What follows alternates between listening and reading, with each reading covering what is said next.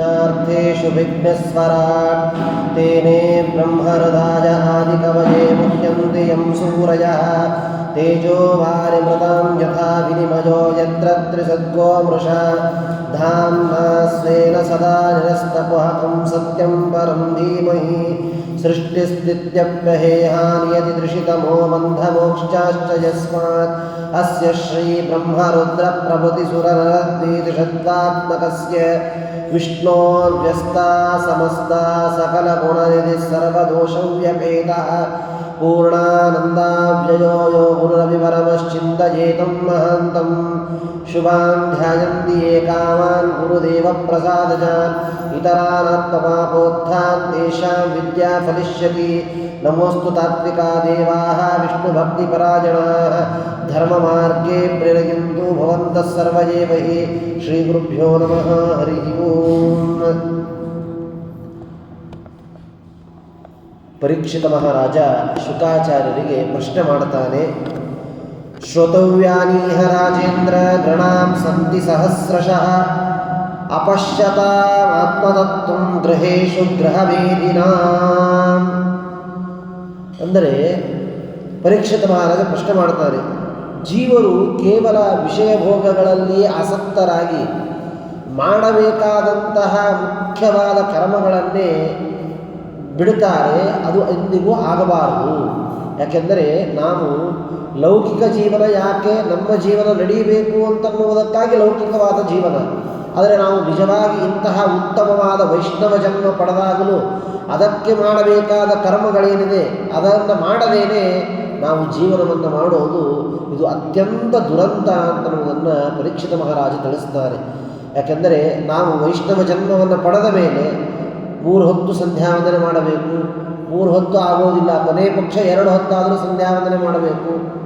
ಅಗ್ನಿ ಕಾರ್ಯ ಮಾಡಬೇಕು, ವೈಶ್ವದೇವಾದಿಗಳಾಗಬೇಕು. ಇದೆಲ್ಲವೂ ಅವಶ್ಯವಾಗಿ ಮಾಡಲೇಬೇಕಾದದ್ದು, ಯಾರೋ ಒಬ್ಬರು ಮಾಡಬೇಕಾದದ್ದಲ್ಲ. ಚಾತುರ್ಮಾಸ್ಯಾದಿ ವ್ರತಗಳಿವೆ, ಆ ವ್ರತಗಳೆಲ್ಲ ಯಾರೋ ಒಬ್ಬರು ಮಾಡಲಿಕ್ಕೆ ಹೇಳಿದ್ದಲ್ಲ, ಪ್ರತಿಯೊಬ್ಬರೂ ಅವಶ್ಯವಾಗಿ ಮಾಡಬೇಕಾದಂತಹ ಕರ್ಮಗಳು. ಆದ್ದರಿಂದ ಕೇವಲ ವಿಷಯ ಭೋಗಗಳಲ್ಲಿಯೇ ಆಸಕ್ತರಾಗಿ ಪರಮಾತ್ಮನ ವಿಷಯದಲ್ಲಿ ನಿರಾಸಕ್ತಿಯನ್ನು ತೋರಿಸೋದು ಅಂತನ್ನೋದೇನಿದೆ ಇದು ಜೀವನವಲ್ಲ ಅಂತ ಪರೀಕ್ಷಿತ ಮಹಾರಾಜ ಪ್ರಾರ್ಥನೆ ಮಾಡಿ ಪ್ರಶ್ನಾರೂಪವಾಗಿ ಆ ಶುಕಾಚಾರ್ಯರಿಗೆ ಕೇಳಿದಾಗ ಶುಕಾಚಾರ್ಯರು ಹೇಳುತ್ತಾರೆ, ಎಂದಿಗೂ ಹಾಗೆ ಜೀವನವನ್ನು ನಡೆಸಬಾರದು. ಯಾಕೆಂದರೆ ಎಲ್ಲವನ್ನು ಕೊಟ್ಟದ್ದು ಪರಮಾತ್ಮ. ಅಂತಹ ಪರಮಾತ್ಮ ಕೊಟ್ಟಾಗಲೂ ನಾವು ಇಡೀ ದಿವಸದೊಳಗೆ ನೋಡ್ರಿ ಎಷ್ಟೊತ್ತು 1 ಗಂಟೆ ದೇವರ ಪೂಜೆ ಮಾಡ್ತೀವಿ.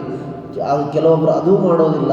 ನೋಡಿ, ಪರಮಾತ್ಮನ ಇಷ್ಟೆಲ್ಲ ಕೊಟ್ಟಾಗ ಆ 1 ಗಂಟೆ ಕೊನೆ ಪಕ್ಷ ಆ 1 ಗಂಟೆ ಆದರೂ ನಾವು ಸರಿಯಾಗಿ ಪೂಜೆ ಮಾಡ್ತೀವ? ಅದೂ ಇಲ್ಲ.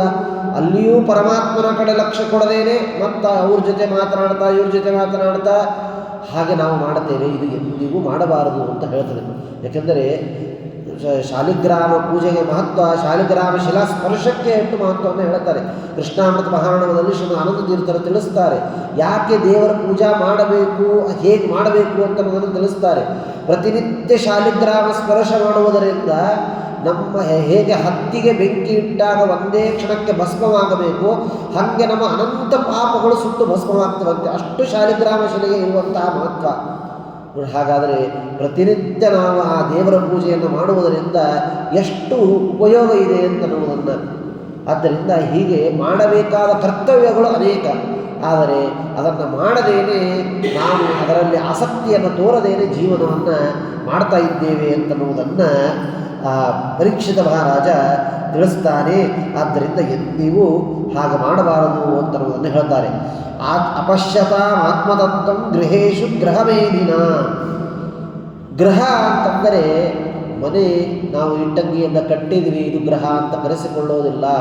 ಅಲ್ಲಿ ನಾವು ಅದನ್ನು ಪರಮಾತ್ಮನ ಮನೆ ಅಂತ ತಿಳಿದು ಪೂಜಾ ಮಾಡಬೇಕು.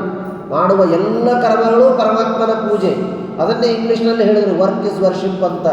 ಅಂದರೆ ಸರ್ವಂ ಕರ್ಮ ಹರೇ ಪೂಜಾ ಅಂತ ನಮ್ಮ ಶಾಸ್ತ್ರದಲ್ಲಿ ಹೇಳಿದರು. ಅಂದರೆ ನೀವು ಏನೇ ಪೂಜಾ ಮಾಡಿ, ಏನೇ ಕೆಲಸ ಮಾಡಿರಿ, ಎಲ್ಲವೂ ಪರಮಾತ್ಮನ ಪೂಜೆ ಆಗಬೇಕು. ಇವತ್ತೆಲ್ಲೋ ನಾನು ಹೊರಗೆ ಹೋಗ್ತೇನೆ, ಏನೋ ಒಂದು ಕೆಲಸ ಮಾಡ್ತೇನೆ ಅಂದರೆ ಇದು ಪರಮಾತ್ಮನ ಕೆಲಸ ಅಂತ ತಿಳಿದು ನಾವು ಅದನ್ನು ಸಮರ್ಪಣೆ ಮಾಡೋದು, ಅದು ಸಮರ್ಪಣೆ ಆಗ್ತದೆ, ಅದರಿಂದಲೂ ಪುಣ್ಯ ಬರ್ತದೆ. ಆದರೆ ನಾವು ಹಾಗೆ ಮಾಡೋದಿಲ್ಲ. ನೋಡಿರಿ, ಇಷ್ಟೆಲ್ಲ ದೂರದ ಮಾತು. ಹೌದು, ಇಷ್ಟೆಲ್ಲ ದೊಡ್ಡ ಮನೆ ಕಟ್ತೇವೆ, ಕೊನೆಗೆ ದೇವರ ಮನೆ ಯಾಕೆ ಮಾಡ್ತೇವೆ ನಾವು? ಎಷ್ಟೋ ಕಡೆಗೆ ಆ ಮನೆಯೂ ಇರೋದಿಲ್ಲ, ದೇವ್ರ ಮನೆಯೂ ಇರೋದಿಲ್ಲ. ಕೊನೆ ಒಂದು ಯಾವುದೋ ಸಣ್ಣದೊಂದು ಕಪಾಟ ತಂದಿಟ್ಟಿರ್ತಾರೆ. ಅಂದರೆ ಎಷ್ಟು ನಾವು ತಪ್ಪನ್ನು ಮಾಡ್ತಾ ಇದ್ದೇವೆ ಅಂತನ್ನುವುದನ್ನು ತಿಳಿಸ್ತಾರೆ. ಅಂದರೆ ಎಂದಿಗೂ ಹಾಗೆ ಮಾಡಬಾರದು ಅಂತ. ಎಲ್ಲವನ್ನ ಪರಮಾತ್ಮ ಕೊಟ್ಟಾಗ ಪರಮಾತ್ಮ ಬಂದು ಏನು ಕೇಳೋದಿಲ್ಲ, ನನಗೆ ಇದನ್ನೇ ಕೊಡು ಅದನ್ನೇ ಕೊಡು ಅಂತ. ಆದರೆ ನಾವು ನಮ್ಮ ಯೋಗ್ಯತೆಯನ್ನು ತಿಳಿದುಕೊಂಡು ಉಳಿದಕ್ಕೆ ಬೇಕಾದಷ್ಟು ಖರ್ಚು ಮಾಡ್ತೇವೆ. ದೇವರ ಪೂಜಾ ದೇವತಾ ಕಾರ್ಯ ಅಂದಾಗ ಅದನ್ನು ಸಂಕೋಚ ಮಾಡ್ತೇವೆ. ಇವತ್ತೊಂದು ದಿವಸ ದೇವರ ಪೂಜಾ ಬಿಟ್ಟರೆ ನಡೀತದೆ, ನಾಳೊಂದು ದಿವಸ ಬಿಟ್ಟರೆ ನಡೀತದೆ. ನೋಡಿ, ಯಾವುದೂ ಬಿಟ್ಟರೆ ನಡೆಯೋದಿಲ್ಲ. ನಾವೀಗ ನಡೆಸ್ತೇವೆ, ಆದರೆ ಅದಕ್ಕೆ ಬರತಕ್ಕಂತಹ ಪಾಪವನ್ನು ನಾವು ಅನುಭವಿಸಲೇಬೇಕು. ಪರಮಾತ್ಮ ಕಲಿಯುಗ, ಅದಕ್ಕೆ ಯಾಕೆ ಕಲಿಯುಗಕ್ಕೆ ವಿಶೇಷ ಮಹತ್ವ ಹೇಳ್ತಾರೆ ಅಂದರೆ, ಎಲ್ಲ ದೇವತೆಗಳು ಕಲಿಯುಗದಲ್ಲಿ ಅವತಾರ ಮಾಡಬೇಕು ಅಂತ ಅಪೇಕ್ಷೆ ಮಾಡ್ತಾರಂತೆ. ಯಾಕಂದರೆ ಕಲಿಯುಗದಲ್ಲಿ ಅಲ್ಪ ಕಾರ್ಯ ಮಾಡಿದರೂ ಭಾರೀ ಪುಣ್ಯವನ್ನು ಪರಮಾತ್ಮ ಕೊಡ್ತಾನೆ. ಅಷ್ಟು ಕಲಿಯುಗಕ್ಕೆ ಮಹತ್ವ. ಆದರೆ ಆ ಅಲ್ಪ ಕಾರ್ಯ ಮಾಡೋದು ಅಂತನ್ನೋದು ಅಷ್ಟು ಸುಲಭ ಇಲ್ಲ. ಯಾಕಂದರೆ ಭಾರೀ ಪ್ರಯತ್ನವನ್ನು ಮಾಡಿದಾಗ ಮಾತ್ರ ಇಲ್ಲಿ ಕಾರ್ಯವನ್ನು ಮಾಡಲಿಕ್ಕಾಗ್ತದೆ. ಆದರೆ ಅದೇ ಪ್ರಯತ್ನವನ್ನು ಮಾಡಿದರೆ ಪರಮಾತ್ಮ ಭಾರೀ ಪುಣ್ಯವನ್ನು ಕೊಡ್ತಾನೆ ಅಂತನ್ನುವುದು ಅಷ್ಟೇ ಸತ್ಯ. ಆದ್ದರಿಂದ ಹಾಗೆ ನಾವು ಪ್ರತಿಯೊಂದು ಕರ್ಮಗಳನ್ನು ಹಾಗೆ ತಿಳಿದು ನಿಜವಾಗಿ ಅದನ್ನು ಮಾಡಿದಾಗ ಈ ಜನ್ಮ ಸಾರ್ಥಕ ಅಂತನ್ನುವುದನ್ನು ಹೇಳ್ತಾರೆ. ನೋಡಿ, ಎಷ್ಟು 84 ಲಕ್ಷ ಜೀವರಾಶಿಗಳು, ಆ ಎಲ್ಲ ಯೋನಿಗಳನ್ನು ದಾಟಿ ಮನುಷ್ಯ ಜನ್ಮ. ಆ ಮನುಷ್ಯ ಜನ್ಮದಲ್ಲೂ ಉತ್ತಮವಾದ ವೈಷ್ಣವ ಜನ್ಮ. ಇಂತಹ ಉತ್ತಮವಾದ ವೈಷ್ಣವ ಜನ್ಮ ಸಿಕ್ಕಾಗಲೂ ನಾವು ಅದನ್ನು ಸಾರ್ಥಕ ಮಾಡಿಕೊಳ್ಳೋದಿಲ್ಲ. ಅಂದರೆ ಎಲ್ಲ ನಮ್ಮ ತಲೆಯಲ್ಲಿ ಹೇಗೆ ಅಂದರೆ, ಒಂದು 60 ವರ್ಷ 70 ವರ್ಷ ಆದಮೇಲೆ ನಾನು ಧರ್ಮ ಕಾರ್ಯ ಮಾಡಲಿಕ್ಕೆ ಪ್ರಾರಂಭ ಮಾಡ್ತೇನೆ, ಯಾಕಂದರೆ ನನ್ನ ಕೆಲಸ ಕಾರ್ಯ ಅಂತೇಳಿ. ಎಂದಿಗೂ ಹಾಗಲ್ಲ. ಇವತ್ತು ನಾವು ಅಷ್ಟು ವರ್ಷ ಬದುಕ್ತೀವಿ ಅಂತನ್ನೋ ಗ್ಯಾರಂಟಿನೇ ಇಲ್ಲ. ಆದ್ದರಿಂದ ಎಂದಿಗೂ ಹಾಗಲ್ಲ. ಯಾವಾಗ ನಮಗೆ ಸಮಯ ಸಿಗುತ್ತದೆ ನೋಡಿರಿ, ಈ ಉಳಿದೆಲ್ಲ ಕಾರ್ಯಕ್ಕೆ ನಾವು ವ್ಯವಸ್ಥೆ ಮಾಡ್ಕೊಳ್ತೀವಿ. ಈ ಸಮಯ ಇಂಥಲ್ಲಿ ಹಿಂಗೆ ಹೋಗಬೇಕು, ಇಂತಹ ಕೆಲಸ ಮಾಡಬೇಕು, ಹೀಗೆ ಅಂತ. ಹಾಗೆ ಪ್ರತಿನಿತ್ಯ ಮಾಡಬೇಕಾದ ಕರ್ಮಗಳಿವೆ, ಪ್ರತಿ ಮಾಸಗಳಲ್ಲಿ ಮಾಡಬೇಕಾದ ಕರ್ಮಗಳಿವೆ. ನಾವು ಬರೀ ಚಾತುರ್ಮಾಸ 4 ತಿಂಗಳು ಆ ವೃತ ಅಂತ ಅಷ್ಟೇ ನಾವು ಮಾಡಿ ಅದನ್ನೇ ನಾನು ದೊಡ್ಡ ಕೆಲಸ ಮಾಡಿದೆ ಅಂತ ನಾವು ಅಂದ್ಕೊಳ್ತೇವೆ. ಪ್ರತಿಯೊಂದು ಮಾಸಗಳಲ್ಲಿ ಮಾಡಬೇಕಾದ ಮಾಸ ಧರ್ಮಗಳನ್ನು ಹೇಳಿದ್ದಾರೆ. ಆಯಾ ಮಾಸಗಳಲ್ಲಿ ಮಾಡಬೇಕಾದ ಉಪವಾಸಗಳನ್ನು ಹೇಳಿದ್ದಾರೆ. ಆಯಾ ಮಾಸಗಳಲ್ಲಿ ಮಾಡಬೇಕಾದ ವೃತ ನಿಯಮಗಳನ್ನು ಹೇಳಿದ್ದಾರೆ. ನಮಗೆ ಗೊತ್ತಿರೋದು ಎಷ್ಟು ವೃತಗಳಿವೆ? ಸ್ವರ್ಣಗೌರಿ, ಗಣಪತಿ, ವರಮಹಾಲಕ್ಷ್ಮಿ, ಅನಂತ ವ್ರತ, ಕೆಲವೊಂದು ವೃತಗಳಷ್ಟೇ. ಪದ್ಮಪುರಾಣ 60 ವೃತಗಳನ್ನು ತಿಳಿಸ್ತದೆ ಪದ್ಮಪುರಾಣ. ನೋಡಿ, ಹಾಗಾದರೆ ಎಷ್ಟು ನಾವು ಮಾಡಬೇಕಾಗಿದೆ, ನಾವು ಎಷ್ಟು ಮಾಡ್ತಾ ಇದ್ದೇವೆ. ಆದ್ದರಿಂದ ಹಾಗೆ ನಾವು ತಿಳಿದುಕೊಂಡು ಏನು ಮಾಡಲಿಕ್ಕೆ ಸಾಧ್ಯ ಇದೆ ಅದನ್ನು ಅವಶ್ಯವಾಗಿ ಮಾಡಲಿಕ್ಕೆ ಪ್ರವೃತ್ತರಾಗಬೇಕು ಅಂತನ್ನುವುದನ್ನು ಇಲ್ಲಿ ಪರೀಕ್ಷಿತ ಮಹಾರಾಜನಿಗೆ ಆ ಶುಕಾಚಾರ್ಯರು ಉಪದೇಶ ಮಾಡ್ತಾ ಇದ್ದಾರೆ. ಆದ್ದರಿಂದ ನಾವು ಪ್ರಯತ್ನವೇ ಮಾಡೋದಿಲ್ಲ. ಮೊದಲನೇದ್ದು ಇಲ್ಲ, ನನ್ನ ಕಡೆಯಿಂದ ಅಷ್ಟೊತ್ತು ಕೂಡ್ಲಿಕ್ಕೆ ಆಗೋದಿಲ್ಲ, ನನ್ನ ಕಡೆಯಿಂದ ಅದನ್ನು ಮಾಡಲಿಕ್ಕೆ ಮೊದಲನೇದ್ದೇ ನೆಗೆಟಿವ್ ಬಂದ್ಬಿಡ್ತದೆ, ಅದನ್ನು ನನ್ನ ಕಡೆಯಿಂದ ಮಾಡಲಿಕ್ಕೆ ಆಗೋದಿಲ್ಲ ಅಂಥೇಳಿ. ಆದರೆ ನಾವು ಮಾಡಲಿಕ್ಕೆ ಆಗ್ತದೆ. ನಮ್ಮ ಮನಸ್ಸು ಹೇಗಿದೆ ಅಂದರೆ ಅದೊಂದು ಬಿಳಿ ಬೋರ್ಡ್ ಇದ್ದಾಗೆ, ನೀವು ಏನು ಬರೀತೀರಿ ಅದು ಅಲ್ಲಿ ಮೂಡುತ್ತದೆ. ನೀವು ಆಗ್ತದೆ ಅಂತಂದರೆ ಮನಸ್ಸಿನಲ್ಲಿ ಅದು ಆಗ್ತದೆ, ಆಗೋದಿಲ್ಲ ಅಂದರೆ ಏನು ಶತ ಪ್ರಯತ್ನ ಮಾಡಿದರೂ ಅದನ್ನು ಮಾಡಲಿಕ್ಕೆ ಆಗೋದಿಲ್ಲ. ಆದ್ದರಿಂದ ಎಂದಿಗೂ ಹಾಗೆ ಮಾಡಬಾರದು ಅಂತನ್ನುವುದನ್ನು ತಿಳಿಸ್ತಾರೆ. ಮೃತ್ಯುವಿಗೆ ಮುನ್ನ ಭಗವತ್ ಪ್ರಜ್ಞೆ ಅವಶ್ಯವಾಗಿ ಬೇಕು. ಯಾಕಂದರೆ ಯಾವಾಗ ಮರಣ ಅಂತನ್ನೋದು ಗೊತ್ತಿಲ್ಲ. ಅಂಥೇಳಿಯೇ ನಮ್ಮ ಸಾಧನೆಯನ್ನು ನೋಡಿ, ನಾವು ಎಷ್ಟು ಸಾಧನೆ ಮಾಡಲಿಕ್ಕೆ ಸಾಧ್ಯ ಇದೆ. ಈಗ ಇಡೀ ಜೀವನ ಲೌಕಿಕವಾದಂತಹ ಜೀವನದಲ್ಲೇ ಕಳೆದು ಬಿಡ್ತೇವೆ. ಆಮೇಲೆ ಎಷ್ಟು ವರ್ಷ ನಾವು ಇರ್ತೇವೆ ಅಂತನ್ನೋದು ಗೊತ್ತಿಲ್ಲ. ಆದರೆ ಎಷ್ಟು ಸಾಧ್ಯವಿದೆ, ಪರಮಾತ್ಮ ಎಷ್ಟು ಸಮಯ ಕೊಟ್ಟಿದ್ದಾನೆ, ಅದನ್ನೇ ಸಾರ್ಥಕವನ್ನಾಗಿ ಮಾಡಿಕೊಳ್ಳಬೇಕು ಅಂತನ್ನುವುದನ್ನು ಅನೇಕ ಪುರಾಣಗಳಲ್ಲಿ, ವೇದಗಳಲ್ಲಿ ತಿಳಿಸ್ತಾರೆ. ಇವತ್ತು ನೋಡ್ರಿ, ನೀವು ಎಲ್ಲೋ ಹೊರಗಡೆ ಹೋಗಬೇಕಾಗಿಲ್ಲ. ಇವತ್ತು ಮೊಬೈಲ್ ತೆಗೆದರೆ ಬೇಕಾದಷ್ಟು ಪಂಡಿತರ ಪುರಾಣಗಳನ್ನು ಕೇಳಬಹುದು, ಯತಿಗಳ ಪುರಾಣಗಳನ್ನು ಕೇಳಬಹುದು. ಇವತ್ತು ಎಲ್ಲ ನಮ್ಮ ಕೈಯಲ್ಲೇ ಇದೆ. ಇಷ್ಟೆಲ್ಲ ಇದ್ದರೂ ನಾವು ಅದನ್ನು ಎಷ್ಟೋ ಕಡೆಗೆ ಕೆಲವರು ಉಪಯೋಗಿಸ್ತಾರೆ, ಕೆಲವರು ಉಪಯೋಗಿಸೋದಿಲ್ಲ. ಆದ್ದರಿಂದ ಆದರೆ ಏನು ಅಂದರೆ ಏನು ಸಾಧ್ಯವಿದೆ ಅದನ್ನು ಮಾಡಲಿಕ್ಕೆ ಪ್ರಯತ್ನ ಮಾಡಬೇಕು. ಯಾಕೆಂದರೆ ಈ ದೇಹ ಏನಿದೆ ಇದು ನಿತ್ಯವಾದದ್ದಲ್ಲ, ಅನಿತ್ಯವಾದದ್ದು. ಯಾವಾಗ ನಾಶವಾಗ್ತದೆ ಗೊತ್ತಿಲ್ಲ. ಆದ್ದರಿಂದ ಯಾಕಂದರೆ ಜನ್ಮ ಇದೆ ಅಂದ ಮೇಲೆ ಮರಣವೂ ಇದ್ದೇ ಇದೆ, ಮರಣ ಇಲ್ಲ ಅಂತ ಹೇಳಲಿಕ್ಕೆ ಸಾಧ್ಯ ಇಲ್ಲ. ಆದ್ದರಿಂದ ಆ ಮರಣ ಬರುವ ಪೂರ್ವದಲ್ಲಿಯೇ ಏನೇನು ಮಾಡಲಿಕ್ಕೆ ಸಾಧ್ಯವಿದೆ ಆ ಎಲ್ಲವಾದ ಕರ್ಮಗಳನ್ನು, ವ್ರತ ನಿಯಮಗಳನ್ನು. ಯಾಕಂದರೆ ಇನ್ನೊಂದು ಜನ್ಮವನ್ನು ನಾನು ವೈಷ್ಣವರಾಗಿ ನಾನು ಪಡಿತೇನೆ ಅಂತನ್ನುವ ಗ್ಯಾರಂಟಿ ಹೇಳಲಿಕ್ಕೆ ಸಾಧ್ಯ ಇಲ್ಲ. ಯಾಕಂದರೆ ನನ್ನ ಪ್ರಾರಬ್ಧ ಕರ್ಮ ಎಷ್ಟಿದೆ ಅಂತನ್ನುವುದು ಗೊತ್ತಿಲ್ಲ. ಶಾಸ್ತ್ರ ಹೇಳ್ತದೆ, ಒಬ್ಬ ವ್ಯಕ್ತಿ ಹುಟ್ಟಿದ 14 ವರ್ಷದವರೆಗೆ ಯಾವ ಪಾಪ ಪುಣ್ಯಗಳ ಲೇಪ ಇಲ್ಲ. ಯಾವಾಗ 14 ವರ್ಷವಾಗ್ತದೆ, ಒಂದು ದಿವಸಕ್ಕೆ 10 ಜನ್ಮ ಬರುವಷ್ಟು ಪಾಪವನ್ನು ಮಾಡ್ತಾನಂತೆ. ಎಂತಹ ವ್ಯಕ್ತಿ? ಬೆಳಗ್ಗೆ ಎದ್ದು ಮಾನಸ ಸ್ನಾನ, ಮಾನಸ ಪೂಜೆ, ಆಮೇಲೆ ಪರಮಾತ್ಮನ ಪೂಜೆ, ಆಮೇಲೆ ಬ್ರಾಹ್ಮಣರ ಪೂಜೆ, ಅತಿಥಿಗಳ ಪೂಜೆ, ಬ್ರಾಹ್ಮಣರ ಸತ್ಕಾರ, ಅತಿಥಿ ಸತ್ಕಾರ, ಅವರ ಭೋಜನ, ಅದಾದ ಮೇಲೆ ತಾನು ಭೋಜನ ಮಾಡಿ, ಆಮೇಲೆ ಮತ್ತೆ ಸಂಜೆ ಸಮಯ ಶಿಕ್ಷಾಸ್ತ್ರಗಳ ಶ್ರವಣ ಮಾಡಿ, ಹೀಗೆ ಯಾವನು ಜೀವನ ನಡೆಸ್ತಾನೆ ಅಂಥವನು ಒಂದು ದಿವಸಕ್ಕೆ 10 ಜನ್ಮ ಬರುವಷ್ಟು ಪಾಪವನ್ನು ಮಾಡ್ತಾನೆ ಅಂತನ್ನುವುದನ್ನು ಶಾಸ್ತ್ರ ಹೇಳುತ್ತದೆ. ಹಾಗಾದರೆ ನಾವು ಇಷ್ಟೆಲ್ಲ ಮಾಡ್ತಾ ಇದ್ದೇವೆ. ಪ್ರತಿನಿತ್ಯ ವೈಶ್ವದೇವ ಮಾಡಬೇಕು, ವೈಶ್ವದೇವ ಮಾಡದೇ ಇರುವ ಅನ್ನವನ್ನು ಉಣಬಾರದು ಅಂತ ಶಾಸ್ತ್ರ ಹೇಳುತ್ತದೆ. ಯಾಕಂದರೆ 5 ವಿಧವಾದ ದೋಷಗಳು ಅನ್ನಕ್ಕೆ. ಆ 5 ದೋಷಗಳು ಪರಿಹಾರಕ್ಕಾಗಿ ವೈಶ್ವದೇವವನ್ನು ಮಾಡಬೇಕು ಅಂತನ್ನುವುದನ್ನು ಶಾಸ್ತ್ರ ನಮಗೆ ತಿಳಿಸ್ತದೆ. ಇನ್ನು ಪ್ರತಿನಿತ್ಯ ಒಬ್ಬ ಬ್ರಾಹ್ಮಣರಿಗೆ ಊಟಕ್ಕೆ ಹಾಕದೇನೆ ನಮಗೆ ಊಟ ಮಾಡಲಿಕ್ಕೆ ಅಧಿಕಾರ ಇಲ್ಲ. ಎಲ್ಲಿ ಮಾಡ್ತೇವೆ? ಸಾಧ್ಯ ಇಲ್ಲ. ಹೀಗೆ ಒಂದಲ್ಲ ಎರಡಲ್ಲ, ನಾವು ಮಾಡಬೇಕಾದದ್ದು ಸಾಕಷ್ಟಿವೆ.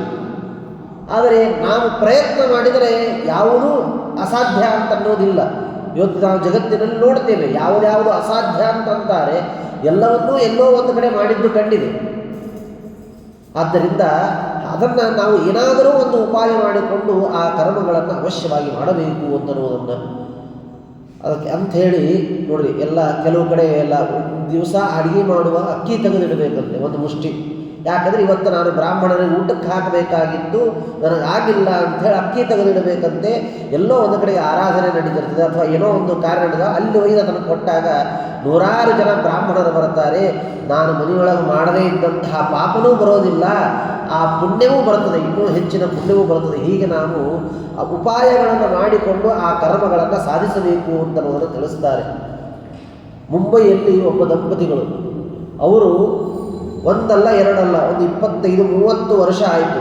ಪ್ರತಿನಿತ್ಯ 2 ಬ್ರಾಹ್ಮಣರ ಊಟಕ್ಕೆ ಹಾಕಿನೇ ತಾವು ಊಟ ಮಾಡ್ತಾರೆ. ಆಮೇಲೆ 2 ಗಂಡ ಹೆಂಡತಿ ಕೆಲಸಕ್ಕೆ ಹೋಗೋರು. ನೋಡ್ರಿ, ಯಾವತ್ತೋ ಒಂದು ದಿವಸ, ಯಾವ ಒಂದು ತಿಂಗಳು, ಯಾವ ಒಂದು ವರ್ಷ ನಾನು ಮಾಡ್ತೀರ. ಒಂದೇ ಷಣ್ಣವತಿ ಶ್ರಾದ್ದ ಮಾಡಬೇಕು ಅಂತ ಶಾಸ್ತ್ರ ಹೇಳ್ತದೆ. ಎಷ್ಟು ಜನ ಮಾಡ್ತಾರೆ ಇವತ್ತು ಷಣ್ಣವತಿ ಶ್ರಾದ್ದ? ಇಡೀ ಜೀವನ ಮಾಡೋದು ಬೇಡ, ಕೊನೆಯ ಪಕ್ಷ ಇಡೀ ನಮ್ಮ ಜೀವನದಲ್ಲಿ 1 ವರ್ಷವಾದರೂ ಮಾಡಿದರೆ ಸಾಕು, ಎಷ್ಟೋ ಪುಣ್ಯ ಬರ್ತದೆ. ಎಲ್ಲಿ ಮಾಡ್ತೇವೆ? 96 ಶ್ರಾದ್ದಗಳು, ಷಣ್ಣವತಿ ಶ್ರಾದ್ದ.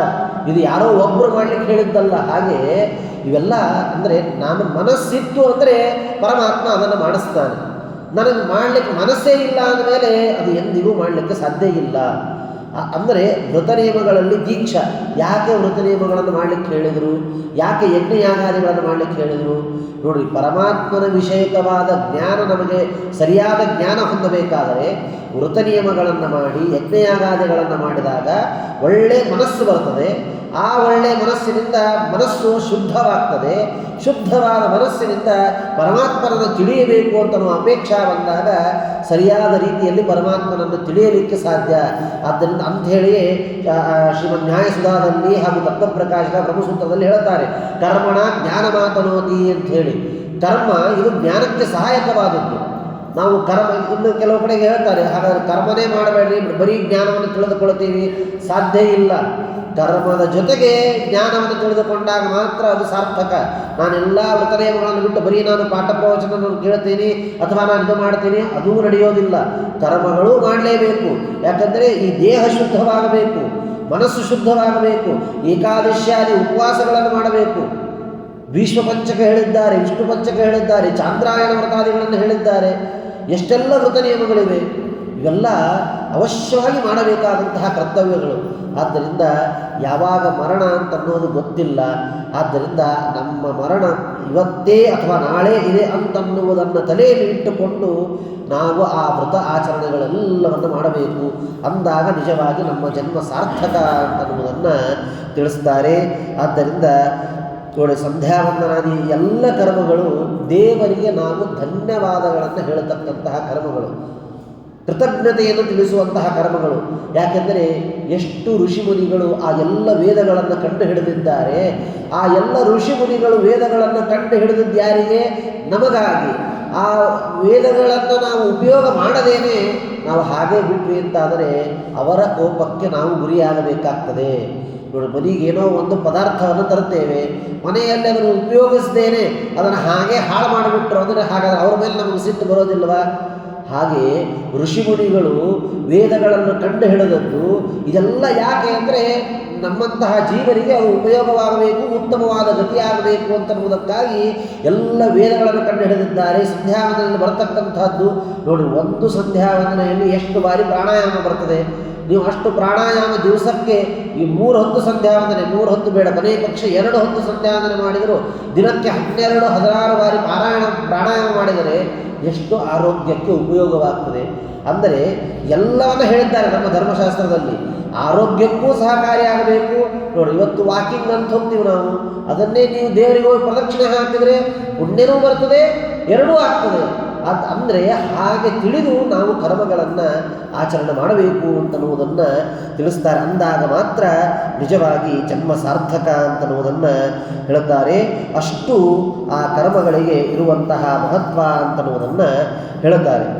ಹಾಗೆ ಆ ಶುಕಾಚಾರ್ಯರಿಗೆ ಪ್ರಶ್ನೆ ಮಾಡಿದಾಗ ಅವನು ಹೇಳುತ್ತಾನೆ, ನಿದ್ರಯ ರಿಯತೇನ ತಂ ವಿವಾಹೇನ ನವಂ ವಯಃ. ಜೀವ ಇಡೀ ಜೀವನದಲ್ಲಿ ನೋಡಿ, ನಮಗಿರೋದು ಎಷ್ಟು ಜೀವನ? 120 ವರ್ಷಗಳು. ಕಲಿಯುಗದ ಆಯುರ್ಮಾನ 120 ವರ್ಷಗಳು ಸಾಧ್ಯ. ಎಲ್ಲೋ ಒಬ್ಬರು ಇಬ್ಬರು, ಬಹಳ ಅಂದರೆ ಇಡೀ ಕೋಟಿ ಜೀವರಾಶಿಗಳಲ್ಲಿ ಎಲ್ಲೋ ಒಂದು 100 ಜನರು, ಎಲ್ಲೋ ಒಂದು 1000 ಜನ ಇರಬಹುದು. ಆದರೆ ಯಾವತ್ತೂ ನಮ್ಮ ಮರಣ ಅಂತನ್ನೋದು ಗೊತ್ತಿಲ್ಲ. ಶುಕಾಚಾರ್ಯರು ಹೇಳ್ತಾ ಇದ್ದ ಪರೀಕ್ಷಕರಾಜನಿಗೆ, ಜೀವರು ನಾವು ಅರ್ಧ ಜೀವನವನ್ನು ಎಲ್ಲಿ ಕಳೀತೇವೆ? ಕೇವಲ ನಿದ್ರೆಯಲ್ಲೇ ಕಳೀತೇವೆ. ರಾತ್ರಿಯೆಲ್ಲ ನಿದ್ರೆಯಲ್ಲೇ ಕಳೆದು ಹೋಗಿಬಿಡ್ತದೆ. ಇನ್ನು ಉಳಿದದ್ದೇನು ಬೆಳಗ್ಗೆಯಿಂದ ಸಂಜೆಯವರೆಗೂ. ಅದರಲ್ಲಿ ಏನು ಮಾಡ್ತೇವೆ? ಲೌಕಿಕವಾದ ಜೀವನವನ್ನೇ ಅರ್ಧ ಕಳೆದು ಬಿಡ್ತೇವೆ. ಎಲ್ಲೋ ಒಂದು ಅರ್ಧ ಗಂಟೆ 1 ಗಂಟೆ ದೇವರ ಪೂಜೆ, ಪರಮಾತ್ಮನ ಸ್ಮರಣೆ ಮಾಡಿದರೆ ಅದೇ ದೊಡ್ಡದು. ಆದ್ದರಿಂದ ಹಾಗೆ ಜೀವ ಇವನು ಏನು ಮಾಡಬೇಕೋ ಅದನ್ನು ಬಿಡ್ತಾ ಇದ್ದಾನೆ. ಮೊದಲೇ ಸಮಯ ಇಲ್ಲ, ಅರ್ಧ ಎಲ್ಲ ಆಯಸ್ಸು ನಿದ್ರೆಯಲ್ಲೇ ಕಳೆದು ಹೋಗ್ತಾ ಇದೆ. ಉಳಿದ ಅರ್ಧ ಆಯಸ್ಸಾದರೂ ಸಾರ್ಥಕ ಮಾಡಿಕೊಳ್ಳಬೇಕು ಅಂದರೆ ಲೌಕಿಕವಾದ ಜೀವನ. ಆದ್ದರಿಂದ ಎಂದಿಗೂ ಹಾಗೆ ಮಾಡಬಾರದು. ಕೇವಲ ಹಣವನ್ನು ಸಂಪಾದನೆ ಮಾಡೋದು, ಅದರಲ್ಲಿಯೇ ರತನಾಗಿ ಬಿಡುತ್ತಾನೆ. ಕುಟುಂಬ ಪೋಷಣೆ ಇದರಲ್ಲೇ ರತನಾಗಿ ಬಿಡುತ್ತಾನೆ. ಧರ್ಮ ಕಾರ್ಯ ಮಾಡಲಿಕ್ಕಾಗಲಿ ಅಥವಾ ತನ್ನ ಮುಕ್ತಿಗೆ ಸಾಧಕವಾದಂತಹ ಏನು ಕರ್ಮಗಳನ್ನು ಮಾಡಬೇಕು ಅದನ್ನೂ ಮಾಡಲಿಕ್ಕೆ ಅವನಿಗೆ ಸಮಯ ಸಿಗುವುದಿಲ್ಲ. ಆದ್ದರಿಂದ ಹೀಗೆ ಎಂದಿಗೂ ಮಾಡಬಾರದು ಅಂತನ್ನುವುದನ್ನು ತಿಳಿಸ್ತಾರೆ. ಆದ್ದರಿಂದ ಇನ್ನು ಹೇಳ್ತಾರೆ, ವೇದವ್ಯಾಸ ದೇವರಿಗೆ ದ್ವೈಪಾಯನರು ಅಂತ ಕರೀತಾರೆ. ಯಾಕೆ ದ್ವೈಪಾಯನರು ಅಂತ ಕರೀತಾರೆ ವೇದವ್ಯಾಸ ದೇವರಿಗೆ ಅಂದರೆ, ದ್ವೀಪದಲ್ಲಿ ಜನ್ಮವನ್ನು ಪಡೆದಿರತಕ್ಕಂಥವರು ವೇದವ್ಯಾಸದೇವರು. ಆದ್ದರಿಂದ ಅವರಿಗೆ ದ್ವೈಪಾಯನ ಅಂತ. ಎಲ್ಲಿ ದ್ವೀಪ? ಇವತ್ತೇನು ನಾವು ಶುಕಸ್ಥಳ ಆ ಕಡೆ ಹೋಗ್ತೇವೆ, ಅಲ್ಲಿ ಕಲ್ಪಿ ಅಂತ ಒಂದು ಊರು. ಆ ಕಲ್ಪಿ ಅಂತ ಊರಲ್ಲಿ 2 ಕಡೆಗೆ ಗಂಗಾ ನದಿ ಹರಿತದೆ. ಮಧ್ಯದಲ್ಲಿ ವೇದವ್ಯಾಸದೇವರು ಹುಟ್ಟಿದಂತಹ ಸ್ಥಳ ಇದೆ. ಆ ಊರಿಗೆ ಕಲ್ಪಿ ಅಂತ ಹೆಸರು. ಆದ್ದರಿಂದ ನಡುಗಡ್ಡೆಯಲ್ಲಿ ಅವರು ಜನ್ಮವನ್ನು ಪಡೆದದ್ದರಿಂದ, ದ್ವೀಪದಲ್ಲಿ ಜನ್ಮವನ್ನು ಪಡೆದ್ರಿಂದ ಅವರಿಗೆ ದ್ವೈಪಾಯನ ಅಂತನ್ನುವ ಹೆಸರು ಬಂತು ಅಂತನ್ನುವ ವಿಚಾರವನ್ನು ತಿಳಿಸ್ತಾರೆ. ಅಂತಹ ವೇದವ್ಯಾಸದೇವರು ವಿಶೇಷವಾಗಿ ಅನುಗ್ರಹವನ್ನು ಮಾಡಿರ್ತಕ್ಕಂಥವರು. ಶುಕಾಚಾರ್ಯರು ಸಾಕ್ಷಾತ್ ಅವರಿಂದ ಎಲ್ಲವನ್ನ ತಿಳಿದು ಇಲ್ಲಿ ಪರೀಕ್ಷಿತ ಮಹಾರಾಜನಿಗೆ ಉಪದೇಶವನ್ನು ಮಾಡಲಿಕ್ಕಾಗಿ ಬಂದಿದ್ದಾರೆ. ಅಂತಹ ಆ ವೇದವ್ಯಾಸದೇವರ ಅನುಗ್ರಹ ಇಷ್ಟೆಲ್ಲ ಇದೆ. ಆದ್ದರಿಂದ ಹೇಳ್ತಾರೆ, ವ್ಯಾಸ 600 ವರ್ಷೀಯ ಧೃತರಾಷ್ಟ್ರ ಮಜೀಜನತ. ಈ ಪ್ರಮಾಣದ ಪ್ರಕಾರ ಧೃತರಾಷ್ಟ್ರ ಹುಟ್ಟಿದಾಗ ವೇದವ್ಯಾಸದೇವರು ಅವತಾರ ಮಾಡಿ 600 ವರ್ಷಗಳು ಆಗಿತ್ತು ಅಂತನ್ನುವ ವಿಚಾರವನ್ನು ತಿಳಿಸ್ತಾರೆ. ಅದಾದ ಮೇಲೆ ದುರ್ಯೋಧನನ ಜನನ, ಆ ದುರ್ಯೋಧನ ಬಂದ ದಿವಸವೇ ಕಲಿಯುಗ ಪ್ರಾರಂಭವಾಯಿತು ಅಂತನ್ನುವ ವಿಚಾರವನ್ನು ತಿಳಿಸ್ತಾರೆ. ಹಾಗಾದರೆ ದ್ವಾಪರ ಯುಗ ಅಂತ ಕರೀತಾರೆ, ಹಾಗಾದರೆ ಇದರಲ್ಲಿ ನೋಡಿದರೆ ಕಲಿಯುಗ ಅಂತ ಹೇಳ್ತೀರಿ ಅಂತಂದರೆ ಅದು ಅಂತ್ಯದಲ್ಲಿ ಆ ಲೆಕ್ಕ. ಅಲ್ಲಿಂದ ಆ ಲೆಕ್ಕವನ್ನು ತೆಗೆದುಕೊಳ್ಳುತ್ತಾರೆ. ಹಾಗೆ ಹೇಳ್ತಾರೆ, ದ್ವಾಪರ ಯುಗ ವೇದವ್ಯಾಸದೇವರು ಅವತಾರ ಮಾಡಿದ ಮೇಲೆ 200 ವರ್ಷಗಳಕ್ಕಿಂತ ಹೆಚ್ಚು ಉಳಿದಿಲ್ಲಂತೆ ದ್ವಾಪರ ಯುಗ. ಆಗ ವೇದವ್ಯಾಸದೇವರು ಅವತಾರ ಮಾಡಿದ್ದು. ಅಂದರೆ ಇನ್ನೇನು ದ್ವಾಪರ ಯುಗ ಮುಗಿಯೋ ಹತ್ತಿರ ಬಂದಾಗ ವೇದವ್ಯಾಸದೇವರು ಅವತಾರವನ್ನು ಮಾಡಿದಾಗ ಮುಂದೆ ಈ ಧೃತರಾಷ್ಟ್ರ ದುರ್ಯೋಧನಾದಿಗಳು ಅವತಾರವನ್ನು ತಾಳ್ತಾರೆ ಅಂತ ಹೇಳ್ತಾರೆ. ಒಟ್ಟಿಗೆ ದ್ವಾಪರ ಯುಗ ಇದ್ದದ್ದು 8,64,000 ವರ್ಷ ದ್ವಾಪರ ಯುಗ ಅಂತೆ. ಒಟ್ಟಾರೆ ದ್ವಾಪರ ಯುಗದ ಒಂದು ಆಯುರ್ಮಾನ 8,64,000 ಅಂತ ತಿಳಿಸ್ತಾರೆ. ಅಲ್ಲಿ ಕೊನೆ ಸಮಯದಲ್ಲಿ ಅಂಥೇಳಿ ದ್ವಾಪರೇ ಆದೌ ಕೃಷ್ಣಾವತಾರಾಪೇಕ್ಷೆಯ, ದ್ವಾಪರದ ಆದಿಯಲ್ಲಿ ಕೃಷ್ಣಾವತಾರ, ದ್ವಾಪರದ ಅಂತ್ಯದಲ್ಲಿ ವೇದವ್ಯಾಸದೇವರು ಅವತಾರವನ್ನು ತಾಳುತ್ತಾರೆ ಅಂತನ್ನುವ ವಿಚಾರವನ್ನು ತಿಳಿಸ್ತಾರೆ. ಹೀಗೆ ಪರಮಾತ್ಮನಿಗೆ ಆ ವಿಚಾರವನ್ನು ಶುಕಾಚಾರ್ಯರು ಹೇಳ್ತಾರೆ. ಆಗ ಹೇಳ್ತಾರೆ, ಎಷ್ಟು ಮುಹೂರ್ತ ನಮಗೆ ಮುಹೂರ್ತ, ಒಂದು ಮುಹೂರ್ತ ಅಂದರೆ ಎಷ್ಟು? 24 ನಿಮಿಷ. 24 ನಿಮಿಷ ಅಂದರೆ ಹೇಳ್ತಾರೆ, ಖಟ್ವಾಂಗರಾಜನ ಕಥೆಯನ್ನು ಕೇಳ್ತಾರೆ. ಒಂದೇ ಮುಹೂರ್ತದಲ್ಲಿ ಎಲ್ಲ ಸಾಧನೆಯನ್ನು ಮಾಡಿರ್ತಕ್ಕಂಥವ್ರು ಖಟ್ವಾಂಗ ಮಹಾರಾಜ. ಯಾವಾಗ ನನ್ನ ಮರಣ ಇದೆ ಅಂತ ಗೊತ್ತಾದ ಕೂಡಲೇ ಇಡೀ ಜನ್ಮದಲ್ಲಿ ಅವನು 60 ವರ್ಷ 100 ವರ್ಷ ಬದುಕಿರಬೇಕಾದಾಗ ಏನು ಸಾಧನೆ ಮಾಡಬೇಕಾಗಿತ್ತು ಎಲ್ಲವನ್ನು ಒಂದೇ ಮುಹೂರ್ತದಲ್ಲಿ ಸಾಧನೆಯನ್ನು ಮಾಡಿರ್ತಕ್ಕಂಥವನು ಖಟ್ವಾಂಗ ಮಹಾರಾಜ ಅಂತನ್ನುವ ವಿಚಾರವನ್ನು ತಿಳಿಸ್ತಾರೆ. ಅಂದರೆ ಸಾಮರ್ಥ್ಯ ಎಂಥದ್ದಿರಬಹುದು. ಆದಮೇಲೆ ಬರೀ ಸಾಮರ್ಥ್ಯ ಇದ್ರೂ ಉಪಯೋಗ ಇಲ್ಲ, ಮಾಡಬೇಕು ಅಂತನ್ನುವ ಅಪೇಕ್ಷಾನೂ ಇರಬೇಕು ಮನಸ್ಸಿನಲ್ಲಿ. ಅಂದಾಗ ಮಾತ್ರ ಪರಮಾತ್ಮ ಎಲ್ಲವನ್ನು ಒದಗಿಸಿಕೊಡ್ತಾನೆ. ಹಾಗೆ ಖಟ್ವಾಂಗ ಮಹಾರಾಜ ಇಡೀ ಜೀವನದಲ್ಲಿ ಮಾಡಬೇಕಾದಂತಹ ಸಾಧನೆಯನ್ನು ಯಾವಾಗ ತನ್ನ ಮರಣ ಅಂತ ಗೊತ್ತಾಗ್ತದೆ ಒಂದೇ ಮುಹೂರ್ತದಲ್ಲಿ ಎಲ್ಲ ಸಾಧನೆಯನ್ನು ಮಾಡಿ ಅವನು ತನ್ನ ಆ ಅವತಾರ ಕಾರ್ಯವನ್ನು ಮುಗಿಸ್ತಾನೆ ಅಂತ ನಾವು ವಿಚಾರವನ್ನು ತಿಳಿಸ್ತಾರೆ. ಶುಕಾಚಾರ್ಯರು ಪರೀಕ್ಷಿತ ಮಹಾರಾಜನಿಗೆ ಹೇಳ್ತಾರೆ, ಖಟ್ವಾಂಗ ಮಹಾರಾಜನಿಗೇನು ಅಲ್ಪವಾದ ಸಮಯ, ಒಂದೇ ಮುಹೂರ್ತ 24 ನಿಮಿಷ, ನಿನಗೆ 7 ದಿವಸಗಳ ಸಮಯ ಇದೆ. ಆದ್ದರಿಂದ ನೀನು ಇನ್ನೂ ಹೆಚ್ಚಿನ ಸಾಧನೆಯನ್ನು ಮಾಡಬೇಕು ಅಂತನ್ನುವುದನ್ನು ಆ ಶುಕಾಚಾರ್ಯರು ಪರೀಕ್ಷಿತ ಮಹಾರಾಜನಿಗೆ ತಿಳಿಸ್ತಾರೆ. ಆದ್ದರಿಂದ ಅವಶ್ಯವಾಗಿ ನೀನು ಈ 7 ದಿವಸಗಳನ್ನು ಸಾರ್ಥಕವನ್ನಾಗಿ ಮಾಡಬೇಕು ಅಂತನ್ನುವುದನ್ನು ಶುಕಾಚಾರ್ಯರು ಪರೀಕ್ಷಿತ ಮಹಾರಾಜನಿಗೆ ತಿಳಿಸ್ತಾರಂತೆ. ಆದ್ದರಿಂದ ಮರಣ ಅಂತನ್ನುವುದು ಇದು ನಮಗೆ ನಿಶ್ಚಿತವಾದ ಮೇಲೆ ಎಂದಿಗೂ ಅದಕ್ಕೆ ಭಯ ಪಡಬಾರದು ಅಂತ. ಯಾಕೆ ಭಯ ಬರ್ತದೆ? ನಾವು ಬರೀ ಲೌಕಿಕವಾದ ವಿಚಾರಗಳನ್ನಾಗಲಿ ಅಥವಾ ನಾನಿನ್ನೂ ಏನೂ ಮಾಡೇ ಇಲ್ಲ ಅಂತನ್ನೋದು ತಲೆಯಲ್ಲಿದ್ದಾಗ ನಮಗೆ ಭಯ ಬರಲಿಕ್ಕೆ ಪ್ರಾರಂಭವಾಗ್ತದೆ. ನಾವು ಮಾಡಬೇಕಾದ ಎಲ್ಲ ಕರ್ಮಗಳನ್ನು ಮಾಡಿದಾಗ ಯಾವ ಭಯವೂ ನಮಗೆ ಬರೋದಿಲ್ಲ. ನೋಡಿ, ಪರೀಕ್ಷಿತ ಮಹಾರಾಜ ಅವನಿಗೆ ಯಾವಾಗ ಶಾಪವಾಯಿತು ಅಂತ ಗೊತ್ತಾಯಿತು, ಅವನು ಯಾವುದು ಭಯ ಬರಲಿಲ್ಲ ಅಥವಾ ಶೃಂಗಿ ಮೇಲೆ ಸಿಟ್ಟಾಗಲಿಲ್ಲ, ಅವನನ್ನು ನಾನು ಸಂಹಾರ ಮಾಡಿಬಿಡ್ತೀನಿ ಅಂತ ಹೋಗಲಿಲ್ಲ. ಯಾಕೆಂದರೆ ಒಳ್ಳೆಯ ಜನ್ಮ, ಉಂಟು ಒಳ್ಳೆಯ ಜೀವನ ಅಂತನ್ನುವುದಕ್ಕಾಗಿ ಅದೇ ಕ್ಷಣದಲ್ಲಿಯೇ ಎಲ್ಲವನ್ನು ತ್ಯಾಗ ಮಾಡಿದ. ಗಂಗಾ ತೀರಕ್ಕೆ ಬಂದ, ಸಾಧನೆ ಮಾಡಬೇಕು ನಾನು ಮರಣ ಪೂರ್ವದಲ್ಲಿ ಅಂತ ಹೇಳಿ ಬಂದ ಅಂತ ನಾವು ವಿಚಾರವನ್ನು ತಿಳಿಸ್ತೇವೆ. ಹಾಗೆ ಸಾಧನೆಯನ್ನು ಅವಶ್ಯವಾಗಿ ಮಾಡಬೇಕು ಅಂತ ನಾವು ಹೇಳ್ತಾರೆ ಗಂಗಾದಿ ತೀರ್ಥಗಳಲ್ಲಿ.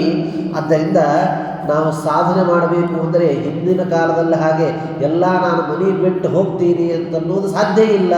ಗೃಹಾತ್ ಪ್ರೌರಜಿತೋ ಧೀರ, ನಾನು ಮನೆ ಬಿಟ್ಟು ಹೋಗ್ತೀನಿ, ಎಲ್ಲೋ ಕಾಡಿನಲ್ಲಿದ್ದು ನಾನು ಏನೋ ಸಾಧನೆ ಮಾಡ್ತೀನಿ ಅಂತನ್ನೋದು ಈಗಿನ ಕಾಲದಲ್ಲಿ ಸಾಧ್ಯ ಇಲ್ಲ.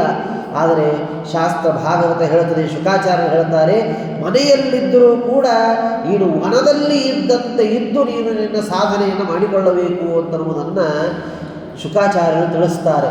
ಆದ್ದರಿಂದ ಅಂದರೆ ಮನೆಯಲ್ಲಿ ಇದ್ದವೆ ಅಂಥೇಳಿಯೇ ನೋಡ್ರಿ, ಷಷ್ಠಬ್ದಿ ಸಮಯದಲ್ಲಿ ತುಲಾಭಾರ ಮಾಡುತ್ತಾರೆ. ಯಾಕೆ ತುಲಾಭಾರ? ನಾವು ಗಳಿಸಿದ್ದೆಲ್ಲ ಒಂದು ಕಡೆಗೆ, ನಾವು ಒಂದು ಕಡೆಗೆ, ಕೊನೆಗೆ ಮೇಲೆ ಬರೋದು ಯಾವುದು? ನಾರಾಯಣನ ಲಕ್ಷ್ಮೀಧನ ಎಂದು ಮೇಲೆ ಬರೋ, ಅಂದರೆ ಲಕ್ಷ್ಮೀಧನ ಒಂದು ಹಂತಕ್ಕೆ ಮಾತ್ರ ಉಪಯೋಗ, ಎಲ್ಲರೂ ನಾವು ಅದರಿಂದಲೇ ನಡೆಸ್ತೀವಿ ಅಂತನ್ನುವುದು ಸಾಧ್ಯ ಇಲ್ಲ. ಹಾಗೆ ನಾವು ನಮ್ಮ ಜೀವನ ಅಂತೆ ಅಲ್ಲಿ ಎಲ್ಲ ದಾನ ಮಾಡಬೇಕಂತೆ. ನಾನು ಗಳಿಸಿದ್ದೇನಿದೆ ಎಲ್ಲವನ್ನು ದಾನ ಮಾಡಿ ಮಗನ ಹತ್ತಿರ ಇದ್ದು ನಾವು ಜೀವನವನ್ನು ನಡೆಸಬೇಕು ಅಂತನ್ನುವುದು ಆ ಒಂದು ಕಾರ್ಯದ ತಾತ್ಪರ್ಯ. ಇರಬಹುದು. ಈಗಿನ ಕಾಲದಲ್ಲಿ ಎಷ್ಟೋ ಕಡೆಗೆ ಮಕ್ಕಳು ಒಳ್ಳೆಯವರಿದ್ದರೆ ತೊಂದರೆ ಇಲ್ಲ, ಎಷ್ಟೋ ಕಡೆಗೆ ಮಕ್ಕಳು ಈ ದೇಶದಲ್ಲೇ ಇರೋದಿಲ್ಲ, ಹೊರದೇಶದಲ್ಲಿ ಇರ್ತಾರೆ. ಆದ್ದರಿಂದ ನಾವು ಬೇರೆ ಎತ್ತಿಟ್ಕೋಬಾರ್ದು ಅಂತ ಏನು ಶಾಸ್ತ್ರ ಹೇಳಿಲ್ಲ. ಶಾಸ್ತ್ರದಲ್ಲಿ ಅದನ್ನು ಹೇಳ್ತಾರೆ, 4 ಭಾಗ ಮಾಡಬೇಕಂತ. ನಾವು ಗಳಿಸಿದಂತಹ ಹಣವನ್ನು ಒಂದು ನಮ್ಮ ಜೀವನಕ್ಕಾಗಿ, ಒಂದು ಮಕ್ಕಳಿಗಾಗಿ, ಒಂದು ಸಮಾಜ ಸೇವೆಗಾಗಿ, ಒಂದು ದಾನ ಧರ್ಮಗಳಿಗಾಗಿ ಅಂತ ಹೀಗೆ 4 ಭಾಗ ಮಾಡಬೇಕಂತೆ. ಹಾಗೆ ಮಾಡಿ ಜೀವನವನ್ನು ನಡೆಸಬೇಕು ಅಂತನ್ನುವುದನ್ನು ತಿಳಿಸ್ತಾರೆ. ಆದ್ದರಿಂದ ಹಾಗೆ ಶುಕಾಚಾರ್ಯರು ಹೇಳುತ್ತಾರೆ, ಗಂಗಾದಿ ತೀರ್ಥಗಳಲ್ಲಿ ಹೋಗಿ ಸ್ನಾನವನ್ನು ಮಾಡಿ ಶುದ್ಧವಾಗಿ ಏಕಾಂತದಲ್ಲಿ ಕುಳಿತುಕೊಂಡು ಬ್ರಹ್ಮಾಂಡದಲ್ಲಿ ವ್ಯಾಪ್ತನಾದಂತಹ ಪರಮಾತ್ಮನ ಧ್ಯಾನವನ್ನು ಅವಶ್ಯವಾಗಿ ಮಾಡಬೇಕು. ಮಾಡಿ ಆಗ ನಿಜವಾಗಿ ನೀನು ಮಾಡಬೇಕಾದ ಕರ್ಮಗಳಿಗೆ ನೀನು ಉದ್ಯುಕ್ತನಾಗಬೇಕು ಅಂತನ್ನುವುದನ್ನು ಶುಕಾಚಾರ್ಯರು ತಿಳಿಸ್ತಾರೆ. ನೋಡ್ರಿ, ಧ್ಯಾನ ಅಂತನ್ನುವುದನ್ನು ನಿನ್ನೆ ಹೇಳಿದ್ವಿ. ಧ್ಯಾನ ಹೇಗಿರಬೇಕು? ಬರೀ ಕಣ್ಣು ಮುಚ್ಚೋದು ಧ್ಯಾನ ಅಲ್ಲ.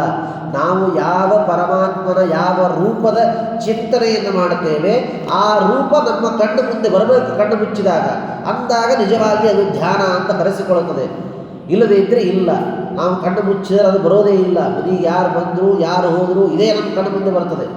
ಅಂದರೆ ಅಷ್ಟು ಅದರಲ್ಲಿ ನಾನು ಪ್ರವೃತ್ತರಾಗಬೇಕು, ಅಷ್ಟು ಅದನ್ನು ರೂಢಿ ಮಾಡಿಕೊಳ್ಬೇಕು. ರೂಢಿ ಮಾಡಿ ಇದೆಲ್ಲ ಸುಮ್ಮನೆ ನಾನು ಮಾಡ್ತೀನಿ ಅಂತಂದರೆ ಯಾವತ್ತೋ ಒಂದು ದಿವಸ ನಾನು ಮಾಡ್ತೀನಿ ಅಂದರೆ ಬರೋದಲ್ಲ. ಅದು ಬಹಳ ಪ್ರಾಕ್ಟೀಸ್ ಇರಬೇಕು. ಅದನ್ನು ನಿರಂತರವಾಗಿ ಮಾಡ್ತಾ ಇದ್ದಾಗ ಅದು ನಮಗೆ, ಈಗ ನೋಡ್ರಿ, ಏನೋ ಒಂದು ಸ್ತೋತ್ರ ಪಾರಾಯಣವನ್ನು ಮಾಡ್ತೇವೆ. ಯಾವತ್ತೋ ಒಂದು ದಿವಸ ನಾನು ಸ್ತೋತ್ರ ಪಾರಾಯಣ ಮಾಡಿ ಬಿಟ್ಟರೆ ಅದು ಬರೋದಿಲ್ಲ. ನಾನು ಪ್ರತಿನಿತ್ಯ ಮಾಡ್ತಾ ಇದ್ದರೆ ಮುಂದೆ ನಾನು ಬೇಡ ಅಂದರೂ ನಾನು ಸ್ನಾನ ಆಯಿತು ಅಂದರೆ ಅದು ಬಾಯಿಗೆ ತಾನೇ ಬರಲಿಕ್ಕೆ ಶುರು ಆಗಿಬಿಡ್ತದೆ. ಅದು ನಿರಂತರವಾಗಿ ರೂಢಿ ಇದ್ದಾಗ ಮಾತ್ರ ಹಾಗೆ ಸಾಧ್ಯ. ಇವತ್ತು ನೋಡಿ, ವಾಯುಸ್ತುತಿ ಸ್ನಾನ ಆಯಿತು ಅಂದರೆ ಅದನ್ನು ಅನಾಯಾಸ ಶುರು ಮಾಡಿಬಿಡುತ್ತೇವೆ. ಯಾಕೆಂದರೆ ಆ ರೂಢಿ ಇರುತ್ತದೆ ಅಂತನ್ನೋ ಕಾರಣಕ್ಕಾಗಿ. ಆದ್ದರಿಂದ ಹಾಗೆ ನಮ್ಮ ಜೀವನದಲ್ಲಿ ಅನೇಕ ರೂಢಿಗಳನ್ನು ನಾವು ಮಾಡಿಕೊಳ್ಬೇಕು. ಅಂದಾಗ ನಿಜವಾಗಿ ಜನ್ಮ ಸಾರ್ಥಕ ಅಂತನ್ನುವುದನ್ನು ತಿಳಿಸ್ತಾರೆ. ಶುಕಾಚಾರ್ಯರು ಹೇಳ್ತಾರೆ, ಲೌಕಿಕ ವ್ಯವಹಾರ ಹೇಗಿರಬೇಕು ಅಂದರೆ ಕೇವಲ ನಮ್ಮ ಜೀವನ ನಡಿಲಿಕ್ಕೆ ಏನು ಬೇಕೋ ಅಷ್ಟೇ ಲೌಕಿಕವಾದಂತಹ ವ್ಯವಹಾರ ಇರಬೇಕೇ ಹೊರತು ಅದಕ್ಕಿಂತಲೂ ಹೆಚ್ಚಿನದು ಎಂದಿಗೂ ಉಪಯೋಗವಿಲ್ಲ ಅಂತನ್ನುವುದನ್ನು ಶುಕಾಚಾರ್ಯರು ತಿಳಿಸ್ತಾರೆ. ಹೇಳ್ತಾರೆ ಶುಕಾಚಾರ್ಯರು, ಮಲ್ಕೊಳ್ಳಿಕ್ಕೆ ಮನೆಯೇ ಬೇಕು ಅಂತೇನಿದೆ. ಭೂಮಿಯಂತಹ ದೊಡ್ಡ ಹಾಸಿಗೆನೇ ಇರುವಾಗ ಮತ್ತ್ಯಾಕೆ ನಿನಗೆ ಮಲ್ಕೊಳ್ಳಿಕ್ಕೆ ಹಾಸಿಗೆ ಬೇಕು ಅಂತ ಶುಕಾಚಾರ್ಯರು ಕೇಳುತ್ತಾರೆ. ಅಷ್ಟು ಆ ಶುಕಾಚಾರ್ಯರು ಹೇಳುವಂತಹ ಮಾತು ಹೀಗೆ. ಹಸಿವೆ ಆಯಿತು ಅಂತಾದರೆ ಮರಗಳಿವೆ, ಹಣ್ಣು ಹಂಪಲುಗಳನ್ನು ಕೊಡುತ್ತವೆ. ನೀನೇ ದುಡಿದು ತಂದು ಅದನ್ನೇ ತಿನ್ನಬೇಕು ಅಂತನ್ನೋದು ಹಿಂದೆಲ್ಲ ಎಲ್ಲಿತ್ತು? ಋಷಿಮುನಿಗಳೆಲ್ಲ ಹೇಗಿರ್ತಿದ್ರು? ಎಲ್ಲೋ ಹೊರದಲ್ಲಿರ್ತಿದ್ರು. ಅಲ್ಲಿ ಬರತಕ್ಕಂತಹ ಹಣ್ಣು ಹಂಪಲುಗಳಿಂದಲೇ ಜೀವನವನ್ನು ಮಾಡ್ತಾ ಇದ್ರು. ಬರ್ತಾ ಬರ್ತಾ ಕಲಿಯುಗ ಪ್ರಾರಂಭದಲ್ಲಿ ಇದೆಲ್ಲ ಪ್ರಾರಂಭವಾಯಿತು. ಈಗಂತರೂ ನೋಡಿರಿ, ಹೊರಗೂ ಹೋಗೋದಿಲ್ಲ. ಕೂತಲ್ಲೇ ಮೊಬೈಲಲ್ಲಿ ಆರ್ಡರ್ ಮಾಡಿದರೆ ಏನು ಬೇಕಾದ್ದು ಬರ್ತದೆ. ಮೊದಲು ಬರೀ ಪದಾರ್ಥ ಬರ್ತಾ ಇತ್ತು, ಈಗ ಪದಾರ್ಥ ಅಲ್ಲ, ಎಲ್ಲ ರೆಡಿ ಬಂದು ಪ್ಯಾಕೆಟ್ ಬಿಚ್ಚಿದ್ರೆ ಡೈರೆಕ್ಟ್ ಊಟನೇ. ಅಂದರೆ ಎಲ್ಲಿಗೆ ಬಂದಿದೆ ಅಂತ ಅಂದರೆ ಯಾವುದನ್ನೂ ಮಾಡ್ಕೊಳ್ಳಿಕ್ಕೆ ನಮ್ಮ ಕೈಲಿ ಆಗ್ತಾ ಇಲ್ಲ. ಅವರು ಹಾಗೆ ರೂಢಿ ಮಾಡಿಸ್ತಾ ಇದ್ದಾರೆ ನಮಗೆ. ನೋಡಿರಿ, ದೊಡ್ಡ ದೊಡ್ಡ ಕಂಪ್ನಿಗಳೆಲ್ಲ ಹೇಗೆ ರೂಢಿ ಮಾಡಿಸ್ತಾರೆ. ಈಗ ನೋಡಿರಿ, ಯಾವುದೋ ಒಂದು ದೊಡ್ಡ ದೊಡ್ಡ ಶೋರೂಮ್ಗೆ ಹೋದರೆ ಅಂದರೆ ಯಾವುದೋ ತರಲಿಕ್ಕೆ ಹೋಗಿದ್ದು ಒಂದು ಸಾಮಾನು, ಅಲ್ಲಿ ತರೋದು 100 ಸಾಮಾನು ತಗೊಂಡು ಬೇಕಾದದ್ದು ಬೇಡಾದದ್ದು ಎಲ್ಲ ತೆಗೆದುಕೊಂಡು ಬರ್ತೇವೆ. ಅಂದರೆ ಅಷ್ಟು ಆಲಸ್ಯರನ್ನಾಗಿ ಮಾಡ್ತಾ ಇರೋದು. ಆದ್ದರಿಂದ ಎಂದಿಗೂ ಹಾಗಲ್ಲ. ಆದ್ದರಿಂದ ಜಿತಾಸನೋ ಜಿತಶ್ವಾಸ ಜಿತೇಂದ್ರಿಯ. ಶುಕಾಚಾರ್ಯರು ಹೇಳ್ತಾರೆ, ಹೇಗಿರಬೇಕು ಅಂದರೆ ಆಸನ ಸಾಮರ್ಥ್ಯ ಹೇಗಿರಬೇಕು ಅಂದರೆ ಒಮ್ಮೆ ಕೂತ್ರೆ ಎಲ್ಲ ಪೂಜೆ ಮುಗಿಯವರೆಗೂ, ಯಾವುದೇ ಕರ್ಮ ಕೂತಾಗ ಆ ಕರ್ಮ ಮುಗಿಯವರೆಗೂ ಹೇಳಬಾರದು. ಅಷ್ಟು ಆಸನ ಜಯ ಇರಬೇಕು.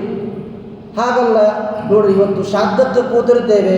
ಶ್ರಾದ್ದಕ್ಕೆ ಕೂತಾಗ ಹೇಗೆ ಕೂತಿರಬೇಕು ಅಂದರೆ ಕೂತಲ್ಲೇನೆ ಎಲ್ಲ ವ್ಯವಸ್ಥೆ ಇರಬೇಕು. 10 ಬಾರಿ ಅದಕ್ಕೆದ್ದೋದೆ ಇದಕ್ಕೆದ್ದೋದೆ ಎಂದಿಗೂ ಮಾಡಬಾರದು.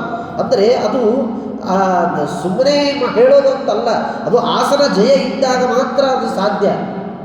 ನೀವು 10 ಬಾರಿ ಅಲ್ಲೆದ್ದೋದೆ ಅಂದರೆ ಯಾಕೆ ಹಾಗೆ ಹೇಳಬಾರದು ಅಂತ ಶಾಸ್ತ್ರ ಹೇಳ್ತದೆ. ನಿಮಗೆ ಬುದ್ಧಿ ವಿಕ್ಷೇಪವಾಗ್ತದೆ. ಬುದ್ಧಿ ವಿಕ್ಷೇಪವಾದರೆ ಮಾಡುವ ಕರ್ಮದಲ್ಲಿ ನಿಮಗೆ ರತಿ ಇರೋದಿಲ್ಲ ಅಂತನ್ನುವುದಕ್ಕಾಗಿ ಹಾಗೆ ಆಸನ ಜಯ ಇರಬೇಕು ಅಂತ ಹೇಳ್ತದೆ. ಇನ್ನು ಜಿತೇಂದ್ರಿಯ, ಇಂದ್ರಿಯಗಳ ಜಯ ಇರಬೇಕು. ಇಂದ್ರಿಯಗಳ ಜಯ ಇಲ್ಲ ಅಂತಾದರೆ ಯಾವ ವೃತ ನಿಯಮಗಳನ್ನು ಮಾಡಲಿಕ್ಕೆ ಸಾಧ್ಯ ಇಲ್ಲ. ನೋಡಿ, ಏಕಾದಶಿ ಉಪವಾಸವನ್ನು ಮಾಡಬೇಕು. ನಮಗೆ ಏಕಾದಶಿ ಅಷ್ಟೆಲ್ಲ ನನಗೆ ಉಪವಾಸ ಮಾಡಿ ಯಾರಾದರೂ ಹೇಳೋದು ಮೊದಲು ನನಗೆ ಅಷ್ಟೆಲ್ಲ ಉಪವಾಸ ಮಾಡಲಿಕ್ಕೆ ಆಗೋದಿಲ್ಲ. ಈಗಂತೂ ಅನೇಕ ರೋಗಗಳು ಬಂದ ಮೇಲೆ ಏನೂ ಮಾಡಲಿಕ್ಕೆ ಸಾಧ್ಯ ಇಲ್ಲ. ಅನಿವಾರ್ಯ ತಿನ್ನಬೇಕು, ಅನಿವಾರ್ಯ ಗುಳಿಗೆ ತಗೊಳ್ಳೇಬೇಕು. ಯಾಕೆಂದರೆ ಈ ದೇಹ ನಡಿಬೇಕು, ಇಲ್ಲದಿದ್ದರೆ ದೇಹ ಬಿದ್ದು ಹೋಗ್ತದೆ. ಶರೀರವಿದಂ ಧರ್ಮಂ ಖಲು ಧರ್ಮ ಸಾಧನ ಅಂತ. ದೇಹ ಇಲ್ಲ ಅಂದರೆ ಧರ್ಮವನ್ನು ಸಾಧನೆ ಮಾಡಲಿಕ್ಕೆ ಸಾಧ್ಯ ಇಲ್ಲ. ಆದ್ದರಿಂದ ಹಾಗೆ ಅದಕ್ಕೆ ಎಲ್ಲಿವರೆಗೆ ಈ ದೇಹದಲ್ಲಿ ಶಕ್ತಿ ಇರುತ್ತದೆ ಆಗ ಏನು ಮಾಡಲಿಕ್ಕೆ ಸಾಧ್ಯ ಇದೆ ಎಲ್ಲ ವೃತ ನಿಯಮಗಳನ್ನು, ಎಲ್ಲ ಆಚರಣೆಗಳನ್ನು ಮಾಡಿಬಿಡಬೇಕು. ಒಮ್ಮೆ ವಯಸ್ಸಾಯಿತು ಅಂತಂದರೆ, ಯಾವಾಗ ವೃದ್ಧಾವಸ್ಥೆ ಬರುತ್ತದೆ ಆಗ ಏನೂ ಮಾಡಲಿಕ್ಕೆ ಸಾಧ್ಯ ಇಲ್ಲ. ಇರ್ಬೋದು, ಎಷ್ಟೋ ಜನ ವೃದ್ಧರಾದ ಮೇಲೂ ಅವರಿಗೆ ಸಾಕಷ್ಟು ಸಾಮರ್ಥ್ಯ ಇದೆ, ಸಾಕಷ್ಟು ಜನ ಮಾಡಿದ್ದು ನಾವು ನೋಡ್ತೇವೆ. ಆದರೆ 100% ನಾವು ಮಾಡ್ತೀವಿ ಅಂತನ್ನುವುದು ಸಾಧ್ಯ ಇಲ್ಲ. ಒಂದು ಸಲ ನಾವು ಪ್ರಯಾಣಕ್ಕೆ ಹೋದಾಗ ಇಬ್ಬರು ವ್ಯಕ್ತಿಗಳು ಸಿಕ್ಕಿದ್ರು. ನೋಡು, ನಾವು ಇಡೀ ಜೀವನದಲ್ಲಿ ಒಂದು ಸಲ ಬದರಿಗೆ ಹೋಗಿ ಬರಲಿಕ್ಕೆ ಒದ್ದಾಡ್ತೇವೆ.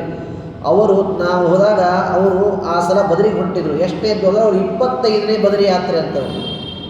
ಅವ್ರಿಗೆ 75 ವರ್ಷ ಇಬ್ಬರಿಗೂ, ಅವರು 25ನೇ ಬದರಿ ಯಾತ್ರೆ. ಅಂದರೆ ನಮ್ಮಲ್ಲಿ ಮನಸ್ಸು ದೃಢವಾಗಿತ್ತು ಅಂತಾದರೆ, ಇಂದ್ರಿಯಗಳ ಜಯ ಇತ್ತು ಅಂದರೆ ಯಾವ ವೃತ ನಿಯಮಗಳನ್ನಾದರೂ ಮಾಡ್ತೇವೆ. ನಮ್ಮ ಮುಂದೆ ಬೇಕಾದವರು ಕೂತು ತಿಂದರೂ ನಮಗೆ ಅದರ ಅಪೇಕ್ಷಾ ಬರಬಾರದು. ಅಂದಾಗ ನಿಜವಾಗಿ ಮಾಡಿದ ನಮ್ಮ ವೃತ ಏಕಾದಶಿ ವ್ರತ ಅಂತ ಕರೆಸಿಕೊಳ್ಳುತ್ತದೆ. ಆದ್ದರಿಂದ ಹಾಗೆ ನಾವು ಜಿತೇಂದ್ರಿಯರಾಗಿ ನಾವು ಆ ಕರ್ಮಗಳನ್ನು ಮಾಡಬೇಕು. ಅಂದರೆ ಉತ್ತಮವಾದ ಇಂದ್ರಿಯ ಜಯವನ್ನು ಪಡೆದಾಗ ಇದೆಲ್ಲ ಮಾಡಲಿಕ್ಕೆ ಸಾಧ್ಯ. ಇಲ್ಲದೇ ಇದ್ದರೆ, ಯಾಕಂದರೆ ನೋಡಿ, ಯಾಕೆ ತೀರ್ಥಯಾತ್ರೆ ಮಾಡಬೇಕು ಅಂತ ಶಾಸ್ತ್ರ ಹೇಳ್ತದೆ. ಅನೇಕ ತೀರ್ಥಗಳಲ್ಲಿ ತೀರ್ಥಾಭಿಮಾನ ದೇವತೆಗಳಿದ್ದಾರೆ, ಅಲ್ಲಿ ಸ್ನಾನ ಮಾಡಬೇಕು, ಅಲ್ಲಿ ಮಾಡಬೇಕಾದಂತಹ ಅನೇಕ ಕರ್ಮಗಳಿವೆ, ತರ್ಪಣಾದಿಗಳನ್ನು ಕೊಡಬೇಕು, ಅನೇಕ ಕರ್ಮಗಳನ್ನು ಹೇಳಿದ್ದಾರೆ. ಇದರ ಜೊತೆಗೆ ಇದೆಲ್ಲದರಿಂದ ಎಲ್ಲೋ ತೀರ್ಥಯಾತ್ರೆ ಹೋಗಿರ್ತೇವೆ, ಅಲ್ಲಿ ಹೋದಾಗಲೂ ನಮ್ಮ ಮನೆಯಲ್ಲಿದ್ದಂತೆ ಆಗಬೇಕು ಅಂತ ಎಂದೂ ಆಗಲ್ಲ. ಅಲ್ಲಿ ಹೇಗಿರ್ತದೆ, ಅಲ್ಲಿ ಏನಿರ್ತದೆ, ಆ ಪ್ರಕಾರ ಅದೆಲ್ಲವನ್ನು ಮುಗಿಸಿಕೊಂಡು ಬಂದಾಗ ನಿಜವಾಗಿ ಅದು ತೀರ್ಥಯಾತ್ರೆ ಅಂತ ಕರೆಸಿಕೊಳ್ತದೆ. ನಿಜವಾಗಿ ತೀರ್ಥಯಾತ್ರೆ ಹೇಗೆ ಮಾಡಬೇಕು? ಚಪ್ಪಲಿ ಇಲ್ಲದೇನೆ ನಡೀತಾ ಮಾಡಬೇಕು. ಇವತ್ತು ಹಾಗಲ್ಲ. ಇವತ್ತು ನೋಡಿ, ಒಂದು ವಾರದಲ್ಲಿ ಬದರಿ ಯಾತ್ರೆ ಆಗ್ತದೆ. ಫ್ಲೈಟ್ನಲ್ಲಿ, ಹೆಲಿಕಾಪ್ಟರ್ನಲ್ಲಿ ಹೋಗಿ ಬರ್ತಾರೆ. ಅಂದರೆ ಅಷ್ಟು ಅನುಕೂಲತೆಗಳಿವೆ. ಇರಲಿ, ಅನುಕೂಲತೆಗಳಿದ್ದಾದರೂ ಎಷ್ಟೋ ಜನ ಹೋಗೋದಿಲ್ಲ. ಆದ್ದರಿಂದ ಹಾಗೆ ತೀರ್ಥಯಾತ್ರೆ ಇದೆಲ್ಲ ಯಾಕಂದರೆ ನಮ್ಮ ದೇಹ ಶುದ್ಧಿಗಾಗಿ ಮಾಡತಕ್ಕಂಥದ್ದು ತೀರ್ಥಯಾತ್ರೆ. ಇದೆಲ್ಲ ಎಷ್ಟು ತೀರ್ಥಯಾತ್ರೆಗಳಿವೆ ಇಡೀ ಭಾರತದಲ್ಲಿ, ಎಷ್ಟು ತೀರ್ಥಕ್ಷೇತ್ರಗಳಿವೆ, ಎಲ್ಲೂ ಬೇಡ. ಇಡೀ ತಿರುಮಲದಲ್ಲಿ, ಒಂದೇ ಒಂದು ತಿರುಮಲ ಕ್ಷೇತ್ರದಲ್ಲಿ ಎಷ್ಟು ತೀರ್ಥಗಳಿವೆ. ಭವಿಷ್ಯ ಪುರಾಣ ಹೇಳ್ತದೆ 1,00,000 ತೀರ್ಥಗಳಿವೆ ಬೆಟ್ಟದ ಮೇಲೆ. ನಾವು ನೋಡಿ, ಅಲ್ಲಿ ತಿರುಮಲಕ್ಕೆ ಹೋದರೂ ಪುಷ್ಕರಣಿಯಲ್ಲಿ ಸ್ನಾನ ಮಾಡೋದಿಲ್ಲ, ಸ್ವಾಮಿ ಪುಷ್ಕರಣಿಯಲ್ಲಿ. ಮತ್ತು ಅಲ್ಲೇನೋ ನೀರು ಹೊಲಸಿದೆ, ಏನೋ ಬ್ಲೀಚಿಂಗ್ ಪೌಡರ್ ಹಾಕಿದ್ದಾರೆ, ಮತ್ತು ಬಾತ್ರೂಮ್ನಲ್ಲೇ ಸ್ನಾನ ಮಾಡ್ತೀವಿ ನಾವು. ಅಂದರೆ ಇದೆಲ್ಲ ನಾವು ಮಾಡುವಂತಹ ಅಪರಾಧ. ಎಂದಿಗೂ ಹಾಗೆ ಹೋಗೋದೇ ಯಾವಾಗೋ ವರ್ಷಕ್ಕೆ 1-2 ವರ್ಷಕ್ಕೋ, ಎಷ್ಟೋ ಜನ ಅಂದರೂ 10-15 ವರ್ಷ ಆದರೂ ಹೋಗಿರೋದಿಲ್ಲ. ಸಾಕಷ್ಟು ಜನ ಹೇಳ್ತಾ ಇರ್ತಾರೆ, ಇಲ್ಲ ಆಚಾರ್ಯ ಹೋಗಲಿಕ್ಕೆ ಆಗಿಲ್ಲ ಅಂತೇಳಿ. ಎಂದಿಗೂ ಹಾಗಲ್ಲ. ಅಲ್ಲಿ ಹೋದ ಮೇಲೂ ನಾವು ತೀರ್ಥಾಭಿಮಾನಿ ಅಲ್ಲಿ ಸ್ಮರಣೆ ಮಾಡಿ ಎಷ್ಟು ಪುಣ್ಯ ಹೇಳಿದ್ದಾರೆ. ಸ್ವಾಮಿ ಪುಷ್ಕರಣಿಯಲ್ಲಿ ಸ್ನಾನ, ತುಂಬೂರು ತೀರ್ಥ ಇದೆ, ವಾಸುದೇವ ತೀರ್ಥ ಇದೆ ಮೇಲೆ ಬೆಟ್ಟದ ಮೇಲೆ, ಪಾಪ ವಿನಾಶಿನಿ ತೀರ್ಥ ಇದೆ, ಕೆಳಗಡೆ ಸ್ವರ್ಣ ನದಿ ಇದೆ, ಸ್ವರ್ಣಮುಖಿ ನದಿ ಇದೆ ಕೆಳಗಡೆಗೆ. ಅಂದರೆ ನಾವು ಒಂದು ತಿರುಮಲದ ದೃಷ್ಟಾಂತ ತೆಗೆದುಕೊಂಡರೆ ಇಟ್ಟಿದೆ. ಇಡೀ ಭಾರತದಲ್ಲಿ ಎಷ್ಟು ತೀರ್ಥಕ್ಷೇತ್ರಗಳಿವೆ. ಆದ್ದರಿಂದ ಹಾಗೆ ಪ್ರತಿಯೊಂದು ನಾವು ಅವಶ್ಯವಾಗಿ ಮಾಡಲೇಬೇಕಾದದ್ದು. ನಾವು ಅದನ್ನು ಮಾಡಲಿಕ್ಕೆ ಪ್ರಯತ್ನ ಮಾಡಬೇಕು. ಎಷ್ಟಾಗ್ತದೆ ಅದು ಮುಂದಿನ ಮಾತು. ನಾವು ಪ್ರಯತ್ನ ಮಾಡಿದರೆ ಪರಮಾತ್ಮ ಅನುಗ್ರಹವನ್ನು ಮಾಡೇ ಮಾಡುತ್ತಾನೆ. ಆದ್ದರಿಂದ ಉತ್ತಮವಾದ ಇಂದ್ರಿಯ ಜಯವನ್ನು ಪಡಿಬೇಕು, ಆಸನ ಜಯವನ್ನು ಪಡಿಬೇಕು. ಅಂದಾಗ ಮಾತ್ರ ಇಷ್ಟೆಲ್ಲವನ್ನು ಮಾಡಲಿಕ್ಕೆ ಸಾಧ್ಯ. ಇಲ್ಲದೇ ಇದ್ದರೆ ಇಲ್ಲ ಅಂತನ್ನುವ ವಿಚಾರವನ್ನು ತಿಳಿಸ್ತಾರೆ. ಹಾಗೆ ಶುಕಾಚಾರ್ಯರು ಪರೀಕ್ಷಿತ ಮಹಾರಾಜನಿಗೆ ಹೇಳುತ್ತಾರೆ, ಬ್ರಹ್ಮಾಂಡದಲ್ಲಿ ಒಳಗೆ ವ್ಯಾಪ್ತನಾದಂತಹ ರೂಪವನ್ನು ಅನೇಕರು ಭಜನೆ ಮಾಡುತ್ತಾರೆ ಪರಮಾತ್ಮನ ವ್ಯಾಪ್ತ ರೂಪವನ್ನು. ಇನ್ನು ಕೆಲವರು ತಮ್ಮ ಹೃದಯದಲ್ಲಿಯೇ ಆ ಪರಮಾತ್ಮನನ್ನು ಪೂಜೆ ಮಾಡುತ್ತಾರೆ. ಹೀಗೆ ಪರಮಾತ್ಮನನ್ನು ಒಬ್ಬೊಬ್ಬರು ಒಂದೊಂದು ರೀತಿಯಲ್ಲಿ ಪರಮಾತ್ಮನನ್ನು ಪೂಜೆ ಮಾಡುತ್ತಾರೆ. ಯಾಕಂದರೆ ಪರಮಾತ್ಮ ಸರ್ವವ್ಯಾಪ್ತನಾಗಿದ್ದಾನೆ, ಪರಮಾತ್ಮ ಎಲ್ಲರಲ್ಲಿ ಇದ್ದಾನೆ, ಎಲ್ಲ ಕಡೆಗೆ ಪರಮಾತ್ಮ ಇದ್ದಾನೆ. ಆದ್ದರಿಂದ ನೋಡ್ರಿ, ದೇವಸ್ಥಾನಕ್ಕೆ ಹೋಗಿ ಪೂಜಾ ಯಾಕೆ ಮಾಡಬೇಕು? ನಾವು ಮನೆಯಲ್ಲಿ ಪೂಜಾ ಮಾಡಿದರೆ ಬಂದೇ ಬರ್ತದೆ. ದೇವಸ್ಥಾನಕ್ಕೆ ಹೋಗಬೇಕು ಅಂತ ನಿಯಮ ಇಲ್ಲ. ಆದರೆ ಯಾಕೆ ದೇವಸ್ಥಾನ? ನಮಗೆ ಪರಮಾತ್ಮನ ರೂಪವನ್ನು ತಿಳಿಯುವುದಕ್ಕಾಗಿ ಒಂದು ಪ್ರತಿಮಾ ಅಷ್ಟೇ. ದೇವಸ್ಥಾನಕ್ಕೆ ಹೋದಾಗಲೂ ಪ್ರತಿಮಾನೇ ದೇವರು ಅಂತ ತಿಳಿದ್ರೆ ನೀವು ಮಾಡಿದ್ದೆಲ್ಲ ಪ್ರದಕ್ಷಿಣೆ ನಮಸ್ಕಾರ ಎಲ್ಲ ವ್ಯರ್ಥ. ಬ್ರಹ್ಮಸೂತ್ರ ಭಾಷೆಯಲ್ಲಿ ಶ್ರೀಮನ್ನಾಯಸ್ವಾಮಿ ಹೇಳ್ತಾರೆ, ನ ಪ್ರತೀಕೆ ನೈಸಹ ಅಂತ ಸೂತ್ರವನ್ನು ತಿಳಿಸ್ತಾರೆ. ಪ್ರತೀಕ ಇದು ದೇವರಲ್ಲ, ಅದು ಬರೀ ಪರಮಾತ್ಮನ ಲಕ್ಷಣವನ್ನು ತಿಳಿಸ್ಲಿಕ್ಕಾಗಿ ಒಂದು ಮೂರ್ತಿ ಅಷ್ಟೇ ಹೊರತು ಆ ಪ್ರತೀಕದಲ್ಲಿ ಪರಮಾತ್ಮನ ಸನ್ನಿಧಾನ. ಹಾಗೆ ತಿಳಿದು ನೀವು ನಮಸ್ಕಾರ ಮಾಡಿದರೆ, ಪ್ರದಕ್ಷಿಣಾದಿಗಳನ್ನು ಹಾಕಿದರೆ ಮಾತ್ರ ಅದು ಸಾರ್ಥಕವಾಗ್ತದೆ. ಇಲ್ಲದೆ ಇದ್ದರೆ ಏನೂ ಇಲ್ಲ. ಅದು ಸುಮ್ಮನೆ ಒಂದು ನೀವು ಕೆಲಸ ಮಾಡಿ ಬಂದಂತೆ. ಶ್ರಮ ಏವ ಹಿ ಕೇವಲ ನಿಮಗೆ ಶ್ರಮ ಆಯ್ತಷ್ಟೇ ಹೊರತು ಅದರಿಂದ ಯಾವ ಪುಣ್ಯ ಇಲ್ಲ. ಆದ್ದರಿಂದ ಹಾಗೆ ದೇವಸ್ಥಾನಕ್ಕೆ ಹೋದಾಗ ಹಾಗೆ ಅನುಸಂಧಾನಪೂರ್ವಕವಾಗಿ ಪರಮಾತ್ಮನ ನಮಸ್ಕಾರ ಮಾಡಬೇಕು. ನೋಡಿ, 2 ಪಾದಗಳು ಪರಮಾತ್ಮನಿಗೆ. ಶಮೋ ಮನ್ನಿಷ್ಠ ಬುದ್ಧಿ ತಮೋ ಇಂದ್ರಿಯ ನಿಗ್ರಹ ಅಂತ ಹೇಳ್ತದೆ. 2 ಪಾದಗಳಿಗೆ ನಮಸ್ಕಾರವನ್ನು ಮಾಡುವಾಗ ಪರಮಾತ್ಮನಿಗೆ ಹೀಗೆ ಪ್ರಾರ್ಥನೆ ಮಾಡಬೇಕು. 1 ಪಾದದಿಂದ ಉತ್ತಮವಾದ ಬುದ್ಧಿಯನ್ನು ಕೊಡು, ಜ್ಞಾನವನ್ನು ಕೊಡು ಅಂತ ಕೇಳ್ಕೊಳ್ಬೇಕಂತೆ. ಇನ್ನೊಂದು ಪಾದಕ್ಕೆ ನಮಸ್ಕಾರ ಮಾಡಿದ ಒಳ್ಳೆಯ ಇಂದ್ರಿಯ ನಿಗ್ರಹ ಸಾಮರ್ಥ್ಯವನ್ನು ಕೊಡು ಅಂತ ಕೇಳಿಕೊಳ್ಬೇಕಂತೆ. ಅಷ್ಟು ಅಲ್ಲಿ ಇರುವಂತಹ ವಿಚಾರ ಅಂತ ತಿಳಿಸ್ತಾರೆ. ಹೀಗೆ ಅವಶ್ಯವಾಗಿ ಪರಮಾತ್ಮನನ್ನು ತಿಳಿಯಬೇಕು ಅಂತ ವಿಚಾರವನ್ನು ಹೇಳ್ತಾರೆ. ಇನ್ನು ದೇಹ ಪರಿತ್ಯಾಗವನ್ನು ಮಾಡುವಂತಹ ಇಚ್ಛೆಯುಳ್ಳಂತಹ ಯಾವ ಜ್ಞಾನಿಗಳಿದ್ದಾರೆ ಅವರು ಪರಮಾತ್ಮನ ಪಾದದ ಹಿಂದಿನ ಪಾರ್ಶ್ವದಿಂದ ಅವರು ಒತ್ತಿ ಹಿಡಿದುಕೊಂಡು ಅಲ್ಲಿರುವ ಮೂಲಾಧಾರ ಚತುರ್ದಳ ಪದ್ಮ, ಅಲ್ಲಿಂದ ಉದಾನವಾಯು, ಅದಾದ ಮೇಲೆ ನಾಭಿಯಲ್ಲಿರುವ 6 ದಳ ಪದ್ಮಕ್ಕೆ ತಂದು ಅಲ್ಲಿಂದ ಬ್ರಹ್ಮನಾಡಿಯಿಂದ ಹೃದಯದಲ್ಲಿರುವ ದಶದಳದಲ್ಲಿ ಪದ್ಮದಲ್ಲಿ ತಂದು ಅಲ್ಲಿಂದ ಉರಸ್ಥಳದಲ್ಲಿ ಇರುವಂತಹ 12 ದಳ ಪದ್ಮದಲ್ಲಿ ಜೀವನನ್ನು ತಂದು ಅದಾದ ಮೇಲೆ ನಾಲಿಗೆಯ ಬುಡದಲ್ಲಿ ಇರುವ 16 ದಳ ಪದ್ಮದಲ್ಲಿ ಜೀವನನ್ನು ತಂದು ಅಲ್ಲಿಂದ ಹುಬ್ಬಿನ ಮಧ್ಯದಲ್ಲಿ ಇರುವ 2 ದಳ ಪದ್ಮಕ್ಕೆ ತಂದು ಪರಮಾತ್ಮನನ್ನು ಧ್ಯಾನ ಮಾಡ್ತಾ ಅರ್ಧ ಮುಹೂರ್ತವಿದ್ದು ತಾನು ಹೋಗಬೇಕಾದ ಮಾರ್ಗವನ್ನು ಹೋಗಿ ಸೇರಬೇಕು. ಇದು ಯೋಗಿಗಳು ಜ್ಞಾನಿಗಳು ಮಾತ್ರ ಇದನ್ನು ಮಾಡಲಿಕ್ಕೆ ಸಾಧ್ಯ. ನಾವೆಲ್ಲ ಇದನ್ನು ಮಾಡಲಿಕ್ಕೆ ಸಾಧ್ಯ ಇಲ್ಲ. ಯಾಕಂದರೆ ನಮಗೆ ನೋಡ್ರಿ ಎಲ್ಲ ಬರೀ ನಿಮಿತ್ತಗಳು. ಹಾರ್ಟ್ ಅಟ್ಯಾಕ್ ಆಯಿತು, ಎಲ್ಲೋ ಗಾಡಿ ಮೇಲೆ ಹೊಂಟಿದ್ರು, ಬಿದ್ದರು, ಮರಣವಾಯಿತು, ಎಲ್ಲೋ ಬಚ್ಚಲದಲ್ಲಿ ಕಾಲು ಜಾರಿ ಬಿದ್ದರು, ಮರಣ, ಇದೆಲ್ಲ ನಮಗೆ ನಿಮಿತ್ತ. ಯಾಕಂದರೆ ನಮ್ಮ ಪ್ರಾರಬ್ಧ ಕರ್ಮ ಹಾಗಿದೆ. ಈ ನಿಯಮ ಏನು ಹೇಳಿದ್ದಾರೆ ಇದೆಲ್ಲ ಯೋಗಿಗಳಿಗೆ ಹಾಗೂ ಅಪರೋಕ್ಷ ಜ್ಞಾನಿಗಳಿಗೆ ಹೇಳಿದಂಥದ್ದು. ಯಾಕಂದರೆ ಅಂಥವರಿಂದ ಮಾತ್ರ ಸಾಧ್ಯ ಇದು. ಜೀವನನ್ನು ಹಾಗೆ ಮೇಲೆ ಕರೆದುಕೊಂಡು ಬ್ರಹ್ಮರಂಧ್ರದಿಂದ ಸ್ಫೋಟ ಮಾಡಿಕೊಂಡು ಆ ಜೀವನನ್ನು ಹೊರಗೆ ಹಾಕಬೇಕಂತೆ. ಇದು ನಿಜವಾಗಿ ಮರಣ ಹೊಂದುವ ಒಂದು ಪ್ರಕ್ರಿಯೆ ಅಂತ ಅನ್ನೋದನ್ನು ತಿಳಿಸ್ತಾರೆ ಶುಕಾಚಾರ್ಯರು. ಇದೆಲ್ಲ ಸಾಮಾನ್ಯರಿಂದ ಸಾಧ್ಯ ಇಲ್ಲ. ನಾವು ನೋಡಿ ಎಷ್ಟೋ ಕಡೆ ಕೇಳ್ತೇವೆ, ಎಲ್ಲೋ ದಾರಿಯಲ್ಲಿ ಹೋಗ್ತಾ ಇರ್ತಾರೆ, ಏನೋ ಒಂದು ಸಣ್ಣ ಕಲ್ಲು ಬಡೀತು ಅಂತ ಹೇಳಿ ಮರಣ ಹೊಂದವರಿದ್ದಾರೆ. ಮನೆಯಲ್ಲಿದ್ದೇ ಏನೂ ಇಲ್ಲ, ಸುಮ್ಮನೆ ಕೂತವರು ಏನೋ ಕಾಲು ಜಾರಿ ಬಿದ್ದರು, ಮರಣ ಹೊಂದಿದ್ರು ಅಂತ ನಾವು ಕೇಳ್ತೇವೆ. ಅಂದರೆ ನಮ್ಮ ಪ್ರಾರಬ್ಧ ಕರ್ಮ ಅಷ್ಟಿತ್ತು, ಅಲ್ಲಿ ಮುಗೀತು ಅಂತ ನಾವು ತಿಳಿಯಬೇಕೇ ಹೊರತು ಇದೆಲ್ಲ ನಿಮಿತ್ತ ಮಾತ್ರ ಅಷ್ಟೇ. ಆದ್ದರಿಂದ ಹಾಗೆ ದೇಹವನ್ನು ಪರಿತ್ಯಾಗ ಮಾಡಬೇಕು ಅಂತ ಹೇಳುತ್ತಾರೆ. ದೇಹ ಪರಿತ್ಯಾಗ ಮಾಡಿದಂತಹ ಯಾವ ಜ್ಞಾನಿಗಳಿದ್ದಾರೆ ಅವರು ಸರಿಯಾದ ಪರಿಪಕ್ವವಾಗದೇ ಇರುವ ಭಕ್ತ್ಯಾದಿ ಸಾಧನಗಳ ಉಳ್ಳವರಾಗಿದ್ದರೆ ಚತುರ್ಮುಖ ಬ್ರಹ್ಮದೇವರ ಲೋಕವನ್ನು ಹೊಂದುತ್ತಾರಂತೆ. ಆ ಲೋಕಕ್ಕೆ ಹೋದ ಮೇಲೆ ಪುನಃ ಉತ್ಪತ್ತಿ ರಹಿತರಾಗಿ ಮತ್ತೆ ಜನ್ಮ ಇಲ್ಲ ಅವರಿಗೆ. ಯಾವಾಗ ಚತುರ್ಮುಖ ಬ್ರಹ್ಮದೇವರ ಲೋಕಕ್ಕೆ ಹೋಗ್ತಾರೆ ಅಂಥವರು ಉತ್ಪತ್ತಿ ರಹಿತರಾಗಿ ಅಲ್ಲಿ ಭಕ್ತಿಯನ್ನು ಮಾಡಿ ಪರಿಪಕ್ವವಾಗಲಿಕ್ಕೆ ಅಲ್ಲಿ ವಾಸವನ್ನು ಮಾಡ್ತಾರಂತೆ. ಅದಾದ ಮೇಲೆ ಬ್ರಹ್ಮಪ್ರಯದಲ್ಲಿ ಚತುರ್ಮುಖ ಬ್ರಹ್ಮದೇವರ ಜೊತೆಗೆ ತನಗೆ ಯೋಗ್ಯವಾದ ಮುಕ್ತಿಯನ್ನು ಹೊಂದುತ್ತಾರಂತೆ ಯಾವ ಅಪರೋಕ್ಷ ಜ್ಞಾನಿಗಳು. ಆದ್ದರಿಂದ ಹಾಗೆ ಅಲ್ಲಿ ಅವರು ಮುಕ್ತಿಯನ್ನು ಹೊಂದುತ್ತಾರೆ. ಇನ್ನು ಯೋಗಿಗಿಂತಲೂ ಪಕ್ವವಾಗದೇ ಇರುವ ಭಕ್ತ್ಯಾದಿ ಸಾಧನ ಉಳ್ಳವರಾಗಿದ್ದರೆ ಮಹಾರಾಜ ಲೋಕಕ್ಕೆ ಹೋಗಿ ಅಲ್ಲಿ ಅಡಿಮಾದಿ ಐಶ್ವರ್ಯವನ್ನು ಉಳ್ಳವರಾಗ್ತಾರೆ ಅಂತನ್ನುವ ವಿಚಾರವನ್ನು ತಿಳಿಸ್ತಾರೆ. ಸರಿಯಾಗಿ ಪರಿಪಕ್ವವಾದ ಭಕ್ತಿ ಸಾಧನ ಯಾರಲ್ಲಿ ಇದೆ, ವ್ಯಾಪ್ತೋಪಾಸಕರು ಯಾರಾಗಿದ್ದಾರೆ ಅಂಥವರು ಪರಮಾತ್ಮನಲ್ಲಿ ಅಭಿವ್ಯಕ್ತವಾಗಿರುವ ವೈಕುಂಠ ಲೋಕದಲ್ಲಿ ಅಮುಕ್ತ ಸ್ಥಾನಕ್ಕೆ ಸೇರ್ತಾರೆ ಅಂತನ್ನುವ ವಿಚಾರವನ್ನು ತಿಳಿಸ್ತಾರೆ. ಹೀಗೆ ಅಂದರೆ ಅವರವರ ಯೋಗ್ಯತಾನುಸಾರವಾಗಿ ಅವರು ಆಯಾ ಸ್ಥಾನವನ್ನು ಹೊಂದುತ್ತಾರೆ ಅಂತ ವಿಚಾರವನ್ನು ಹೇಳುತ್ತಾರೆ. ಇನ್ನು ಪ್ರತೀಕಾಲಂಬನರು ಅಪ್ರತೀಕಾಲಂಬನರು ಅಂತ ಹೇಳ್ತಾರೆ. ಪ್ರತೀಕಾಲಂಬನರು ಅಂತಂದರೆ ಪ್ರತಿಮೆಯಲ್ಲಿ ಪರಮಾತ್ಮನನ್ನು ಉಪಾಸನ ಮಾಡುವವರು ಇವರು ಪ್ರತೀಕಾಲಂಬನರು. ಇವರು ಸತ್ಯಲೋಕಕ್ಕೆ ಹೋಗ್ತಾರೆ. ಇನ್ನು ಯೋಗೇಶ್ವರರು ಭೂಹು ಭುವಃ ಸ್ವಹ ಅಂತನ್ನುವ 3 ಲೋಕಗಳ ಹೊರಗೆ ಇರುವಂತಹ ಮಹಾರಾಜ ಲೋಕಗಳಲ್ಲಿ ವಾಸವನ್ನು ಮಾಡುತ್ತಾರೆ. ಇನ್ನು ಅಪರೋಕ್ಷ ಜ್ಞಾನಾದಿ ಸಾಧನಗಳನ್ನು ಹೊಂದಿದವರು ಮತ್ತು ಬರೇ ಯಜ್ಞಕರ್ಮಗಳಿಂದ ಎಂದಿಗೂ ಹೊಂದಲಿಕ್ಕೆ ಸಾಧ್ಯ ಇಲ್ಲ. ಚರಮದೇಹವನ್ನು ಪರಿತ್ಯಾಗ ಮಾಡಿದ ಅಪರೋಕ್ಷ ಜ್ಞಾನಿಗಳು ಅರ್ಚಿ ಅಂತನ್ನುವ ಅಗ್ನಿಪುತ್ರನ ಲೋಕವನ್ನು ಹೊಂದುತ್ತಾರೆ ಅಂತ ವಿಚಾರವನ್ನು ತಿಳಿಸುತ್ತಾರೆ. ಅಲ್ಲಿಂದ ಆ ಅರ್ಚಿ ಅಂತ ಲೋಕವನ್ನು ಅಗ್ನಿಪುತ್ರನ ಲೋಕವನ್ನು ಹೊಂದಿದ ಮೇಲೆ ಅಲ್ಲಿ ಕೆಲವು ದಿನಗಳವರೆಗೆ ಭೋಗಗಳನ್ನು ಅನುಭವಿಸಿ ಆತಿವಾಹಿಕ ವಾಯುವಿನ ಲೋಕಕ್ಕೆ ಹೋಗ್ತಾರೆ ಅಂತ ವಿಚಾರವನ್ನು ತಿಳಿಸ್ತಾರೆ. ಸ್ವಲ್ಪ ಸಣ್ಣ ಮಾಡ್ತೀವಿ ಸೌಂಡ್ ಬಹಳ. ಅಲ್ಲಿ ಆತಿವಾಹಿ ವಾಯುವಿನ ಲೋಕಕ್ಕೆ ಹೋಗ್ತಾರೆ.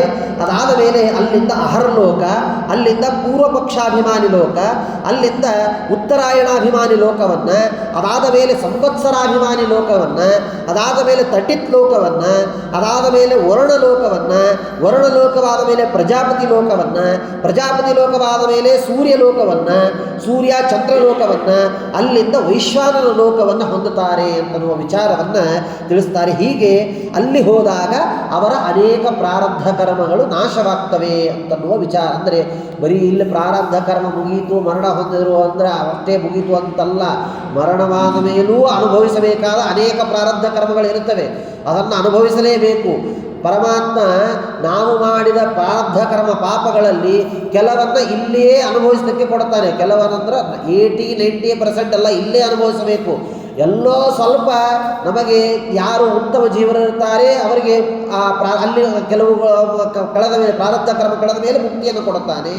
ಯಾರು ಸಂಸಾರಿಗಳೇ ಇದ್ದಾರೆ ಅಂಥವರು ಮತ್ತೆ ಮುಂದಿನ ಜನ್ಮದಲ್ಲಿ ಕೆಲವನ್ನು ಅವರು ಅನುಭವಿಸಬೇಕು ಅಂತನ್ನುವುದು ಇದು ಧರ್ಮಶಾಸ್ತ್ರದ ಒಂದು ನಿಯಮ ಅಂತ ಹೇಳುತ್ತಾರೆ. ಹೀಗೆ ಮುಂದೆ ಇಂದ್ರಲೋಕಕ್ಕೆ ಹೋಗ್ತಾರಂತೆ. ಅಲ್ಲಿಂದ ಶಿಂಶುಮಾರ ಲೋಕಕ್ಕೆ ಹೋಗಿ ಅಲ್ಲಿ ಭಾರತೀ ದೇವಿಯರ ಲೋಕಕ್ಕೆ ಹೋಗಿ ಅಲ್ಲಿಂದ ವಾಯುದೇವರ ಲೋಕಕ್ಕೆ ಹೋಗಿ ಕೆಲವರು ಮಹಃ ಜನಃ ತಪಃ ಅಂತನ್ನುವ ಲೋಕಗಳಲ್ಲಿ ಜ್ಞಾನಾದಿಗಳು ಪರಿಪಕ್ವವಾಗಲಿಕ್ಕಾಗಿ ವಾಸವನ್ನು ಮಾಡ್ತಾರಂತೆ. ವಾಸವನ್ನು ಮಾಡಿ ಇವರು ಪ್ರತೀಕಾಲಂಬನರು ಸತ್ಯಲೋಕಕ್ಕೆ ಹೋಗಿ ವಾಸವನ್ನು ಮಾಡುತ್ತಾರೆ. ಇನ್ನು ಅಪ್ರತೀಕಾಲಂಬನವರು ಅಂತಂದರೆ ವ್ಯಾಪ್ತೋಪಾಸಕರು. ಇವರು ವೈಕುಂಠದಲ್ಲಿ ಅಮುಕ್ತ ಸ್ಥಾನದಲ್ಲಿ ಇರ್ತಾರೆ. ಅಂದರೆ ಪ್ರತಿಮೆಯಲ್ಲಿ ಪೂಜೆ ಮಾಡುವವರು ಪ್ರತೀಕಾಲಂಬನವರು. ಯಾರು ಪ್ರತಿಮೆ ಇಲ್ಲದೇನೆ ಕೇವಲ ಪರಮಾತ್ಮನ ಧ್ಯಾನ ಮಾಡ್ತಾ, ಯಾರು ಪರಮಾತ್ಮನನ್ನು ಸ್ಮರಣೆ ಮಾಡ್ತಾ ಅವನನ್ನು ಪೂಜೆ ಮಾಡ್ತಾರೆ, ಅವನ ಆಶೀರ್ವಾದ ಅನುಗ್ರಹವನ್ನು ಪಡೆಯುತ್ತಾರೆ, ಅಂತಹ ಯಾರು ಉತ್ತಮ ಜ್ಞಾನಿಗಳಿದ್ದಾರೆ ಅವರು ಅಮುಕ್ತ ಸ್ಥಾನಕ್ಕೆ ಹೋಗ್ತಾರೆ ಅಂತ ನಾವು ವಿಚಾರವನ್ನು ತಿಳಿಸ್ತಾರೆ. ಬ್ರಹ್ಮಪ್ರಲಯ ಸಮೀಪಿಸಿದಾಗ ಆಗ ಶೇಷಾಂತರ್ಯಾಮಿಯಾದ ಸಂಕರ್ಷಣ ರೂಪಿ ಪರಮಾತ್ಮನ ಮುಖವೆಂಬ ಅಗ್ನಿಯಲ್ಲಿ ಆ ಲೋಕದಲ್ಲಿ ಎಲ್ಲವೂ ಸುಟ್ಟು ಭಸ್ಮವಾಗ್ತದಂತೆ. ಆಗ ಮಹಾರಾಜ ಲೋಕಗಳಲ್ಲಿ ಇದ್ದಂತಹ ಜ್ಞಾನಿಗಳೆಲ್ಲರೂ ಸತ್ಯಲೋಕಕ್ಕೆ ಬರುತ್ತಾರೆ ಅಂತ ವಿಚಾರವನ್ನು ತಿಳಿಸ್ತಾರೆ. ವೈಕುಂಠದಲ್ಲಿ ಅಮುಕ್ತ ಸ್ಥಾನದಲ್ಲಿ ಇದ್ದಂತಹ ಜ್ಞಾನಿಗಳು ಅವರೂ ಸತ್ಯಲೋಕಕ್ಕೆ ಬರುತ್ತಾರೆ ಅಂತ ವಿಚಾರವನ್ನು ಹೇಳುತ್ತಾರೆ. ಪ್ರಲಯ ಸಮಯದಲ್ಲಿ ಪ್ರತೀಕಾಲಂಬನ ಮತ್ತು ಅಪ್ರತೀಕಾಲಂಬನ ಎಂಬ 2 ವಿಧ ಜ್ಞಾನಿಗಳು ಸೋತ್ತಮರನ್ನು ಪ್ರವೇಶ ಮಾಡಿ ಗರುಡ ಶೇಷ ಮಾರ್ಗದಿಂದ ಬಂದು ಸರಸ್ವತೀ ದೇವಿಯನ್ನು ಪ್ರವೇಶ ಮಾಡಿ ಅವರಿಂದ ಕೂಡಿಕೊಂಡು ಭೌತಿಕವಾದ ಶರೀರವನ್ನು ಉಳ್ಳಂತಹ ಬ್ರಹ್ಮದೇವರನ್ನು ಪ್ರವೇಶ ಮಾಡುತ್ತಾರೆ ಅಂತನ್ನುವ ವಿಚಾರವನ್ನು ತಿಳಿಸ್ತಾರೆ. ಇನ್ನು ವಿಶೇಷವಾಗಿ ಇಲ್ಲಿ ಬ್ರಹ್ಮದೇವರಲ್ಲಿ ಇರುವ ವೈರಾಜ ಅಂತನ್ನುವ ಹೆಸರುಳ್ಳ ಪರಮಾತ್ಮನನ್ನು ಅವರು ಹೊಂದುತ್ತಾರಂತೆ.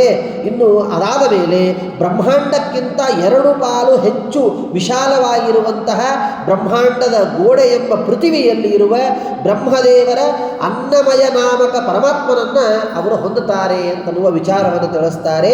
ಆಮೇಲೆ ನೀರಿನ ಆವರಣದಲ್ಲಿ ಇರುವ ಅನ್ನಮಯ ನಾಮಕ ಭಗವದ್ ರೂಪವನ್ನು ಅವರು ಹೊಂದುತ್ತಾರಂತೆ.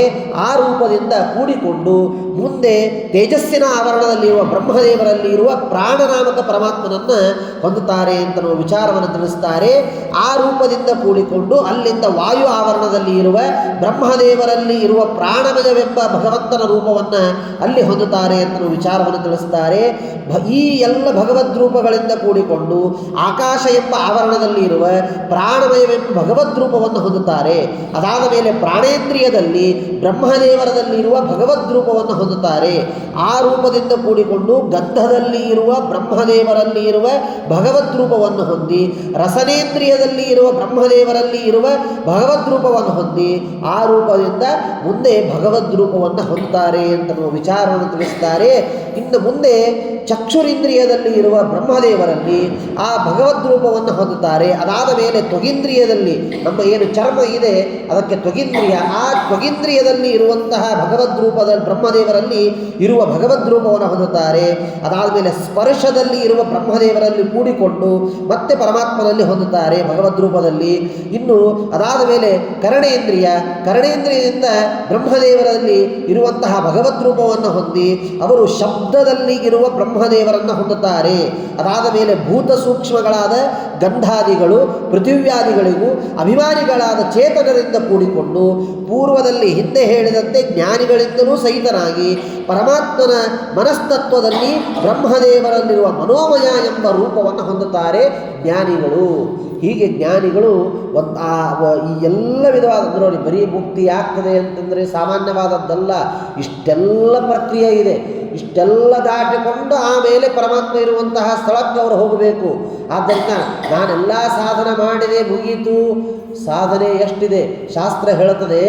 ಇದು ಸಾಧನೆ ಅಲ್ಲ, ಹೀಗೆ ನೂರಾರು ಜನ್ಮಗಳು ಕಳಿಬೇಕು ನಮ್ಮದು. ಆಗ ನಿಯತ ಗುರುಗಳು ಅಂತ ಸಿಗುತ್ತಾರೆ. ಆ ಗುರುಗಳು ನೀನು ಇಂತಹ ಸಾಧನೆಯನ್ನು ಮಾಡು ಅಂತ ಹೇಳ್ತಾರೆ. ಆಗ ನಾವು ಮತ್ತೆ ಎಷ್ಟೋ ಜನ್ಮಗಳವರೆಗೆ ಸಾಧನೆ ಮಾಡಬೇಕು. ಆಮೇಲೆ ನಮಗೆ ಮುಕ್ತಿ ಅಂತನ್ನೋದು. ನಾನು ಈ ಒಂದು ಜನ್ಮದಲ್ಲಿ 60 ವರ್ಷ ರಿಟೈರ್ಡ್ ಆದ ಮೇಲೆ ಏನೋ ದಿವಸಕ್ಕೆ ಒಂದು ಅರ್ಧ ಗಂಟೆನೋ 1 ಗಂಟೆ ಪಾಠ ಹೇಳಿಸಿಕೊಂಡು ಎಲ್ಲೋ ಒಂದು 4 ಕಡೆ ಪ್ರವಚನಕ್ಕೆ ಹೋಗ್ಬೋದು, ಇದೇ ನನ್ನ ದೊಡ್ಡ ಸಾಧನೆ ಅಂತ ನಾವು ತಿಳಿದುಕೊಳ್ಳುತ್ತೇವೆ. ಶಾಸ್ತ್ರ ಹೇಳ್ತದೆ ಇದು ಸಾಧನೆಯೇ ಅಲ್ಲ ಅಂತ ಹೇಳ್ತದೆ ಶಾಸ್ತ್ರ. ಅಷ್ಟಿದೆ ನಾವು ಮಾಡಬೇಕಾದಂತಹ ಸಾಧನೆ ಅಂತನ್ನುವುದನ್ನು. ಹೀಗೆ ಮುಂದೆ ಪಾರ್ವತೀ ದೇವಿಯಲ್ಲಿರುವ ಬ್ರಹ್ಮದೇವರಲ್ಲಿ ತನ್ನ ರೂಪವನ್ನು ಹೊಂದಿ ಮತಿ ಎಂದು ಹೆಸರುಳ್ಳ ಅಹಂಕಾರ ತತ್ವದಲ್ಲಿರುವ ಸರಸ್ವತೀ ದೇವಿಯಲ್ಲಿ ಅಲ್ಲಿ ಹೋಗ್ತಾರೆ. ಅದಾದ ಮೇಲೆ ಸತ್ವಾದಿ ಗುಣರಹಿತವಾದ ಸರ್ವಮೂಲ ಕಾರಣವಾದ ಮಹತ್ತತ್ವದಲ್ಲಿರುವ ಬ್ರಹ್ಮದೇವರಲ್ಲಿ ವಿಜ್ಞಾನಮಯ ಎಂಬ ಹೆಸರುಳ್ಳ ರೂಪವನ್ನು ಹೊಂದುತ್ತಾರಂತೆ. ಹೀಗೆ ಎಲ್ಲ ಅಂತರ್ಯಾಮಿ ರೂಪಗಳಿಂದ ಏಕೀಭೂತನಾದ ಆ ಪರಮಾತ್ಮನನ್ನು ಲಕ್ಷ್ಮೀದೇವಿಯಿಂದ ಕೂಡಿಕೊಂಡು ಅವರು ಹೊಂದುತ್ತಾರೆ ಅಂತ ನಾವು ವಿಚಾರವನ್ನು ತಿಳಿಸ್ತಾರೆ. ಅದಾದ ಮೇಲೆ ರಮಾದೇವಿಯಿಂದ ಪರಮಾತ್ಮನಿಂದ ಅನುಜ್ಞೆಯನ್ನು ಪಡೆದ ಬ್ರಹ್ಮದೇವರಿಂದ ಸಹಿತನಾಗಿ ಬ್ರಹ್ಮದೇವರ 100 ವರ್ಷವಾದ ಮೇಲೆ ವಾಸುದೇವ ಎಂಬ ರೂಪದಲ್ಲಿ ವಿಹಾರವನ್ನು ಮಾಡುತ್ತಾ ಇರುತ್ತಾರೆ ಅಂತ ನಾವು ವಿಚಾರವನ್ನು ತಿಳಿಸ್ತಾರೆ. ಹೀಗೆ ವಾಸುದೇವ ನಾಮಕ ಪರಮಾತ್ಮನಲ್ಲಿ ಸಾಯುಜ್ಯವನ್ನು ಹೊಂದಿದಂತಹ ಬ್ರಹ್ಮಾದಿಗಳು ಪುನಃ ಸಂಸಾರಕ್ಕೆ ಬರುವುದಿಲ್ಲ. ಯಾರು ಸಾಯುಜ್ಯ ಮುಕ್ತಿಯನ್ನು ಹೊಂದುತ್ತಾರೆ ಅವರಿಗೆ ಎಂದಿಗೂ ಪುನಃ ಸಂಸಾರ ಇಲ್ಲ ಅಂತ ಹೇಳುತ್ತಾರೆ.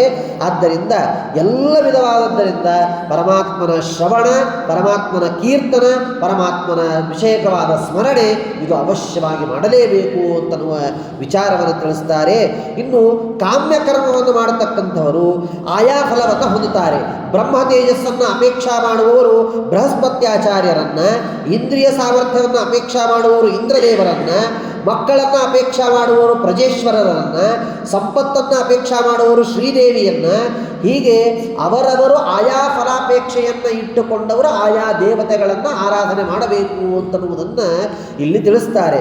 ಯಾವುದೇ ಅಪೇಕ್ಷೆ ಇಲ್ಲದೇನೆ ಪರಮಾತ್ಮನನ್ನು ನಾವು ಉಪಾಸನೆ ಮಾಡಿದರೆ, ಪರಮಾತ್ಮನ ಆರಾಧನೆ ಮಾಡಿದರೆ ಅದು ನಮ್ಮ ಮುಕ್ತಿಗೆ ಕಾರಣವಾಗ್ತದೆ ಅಂತನ್ನುವುದನ್ನು ತಿಳಿಸ್ತಾರೆ.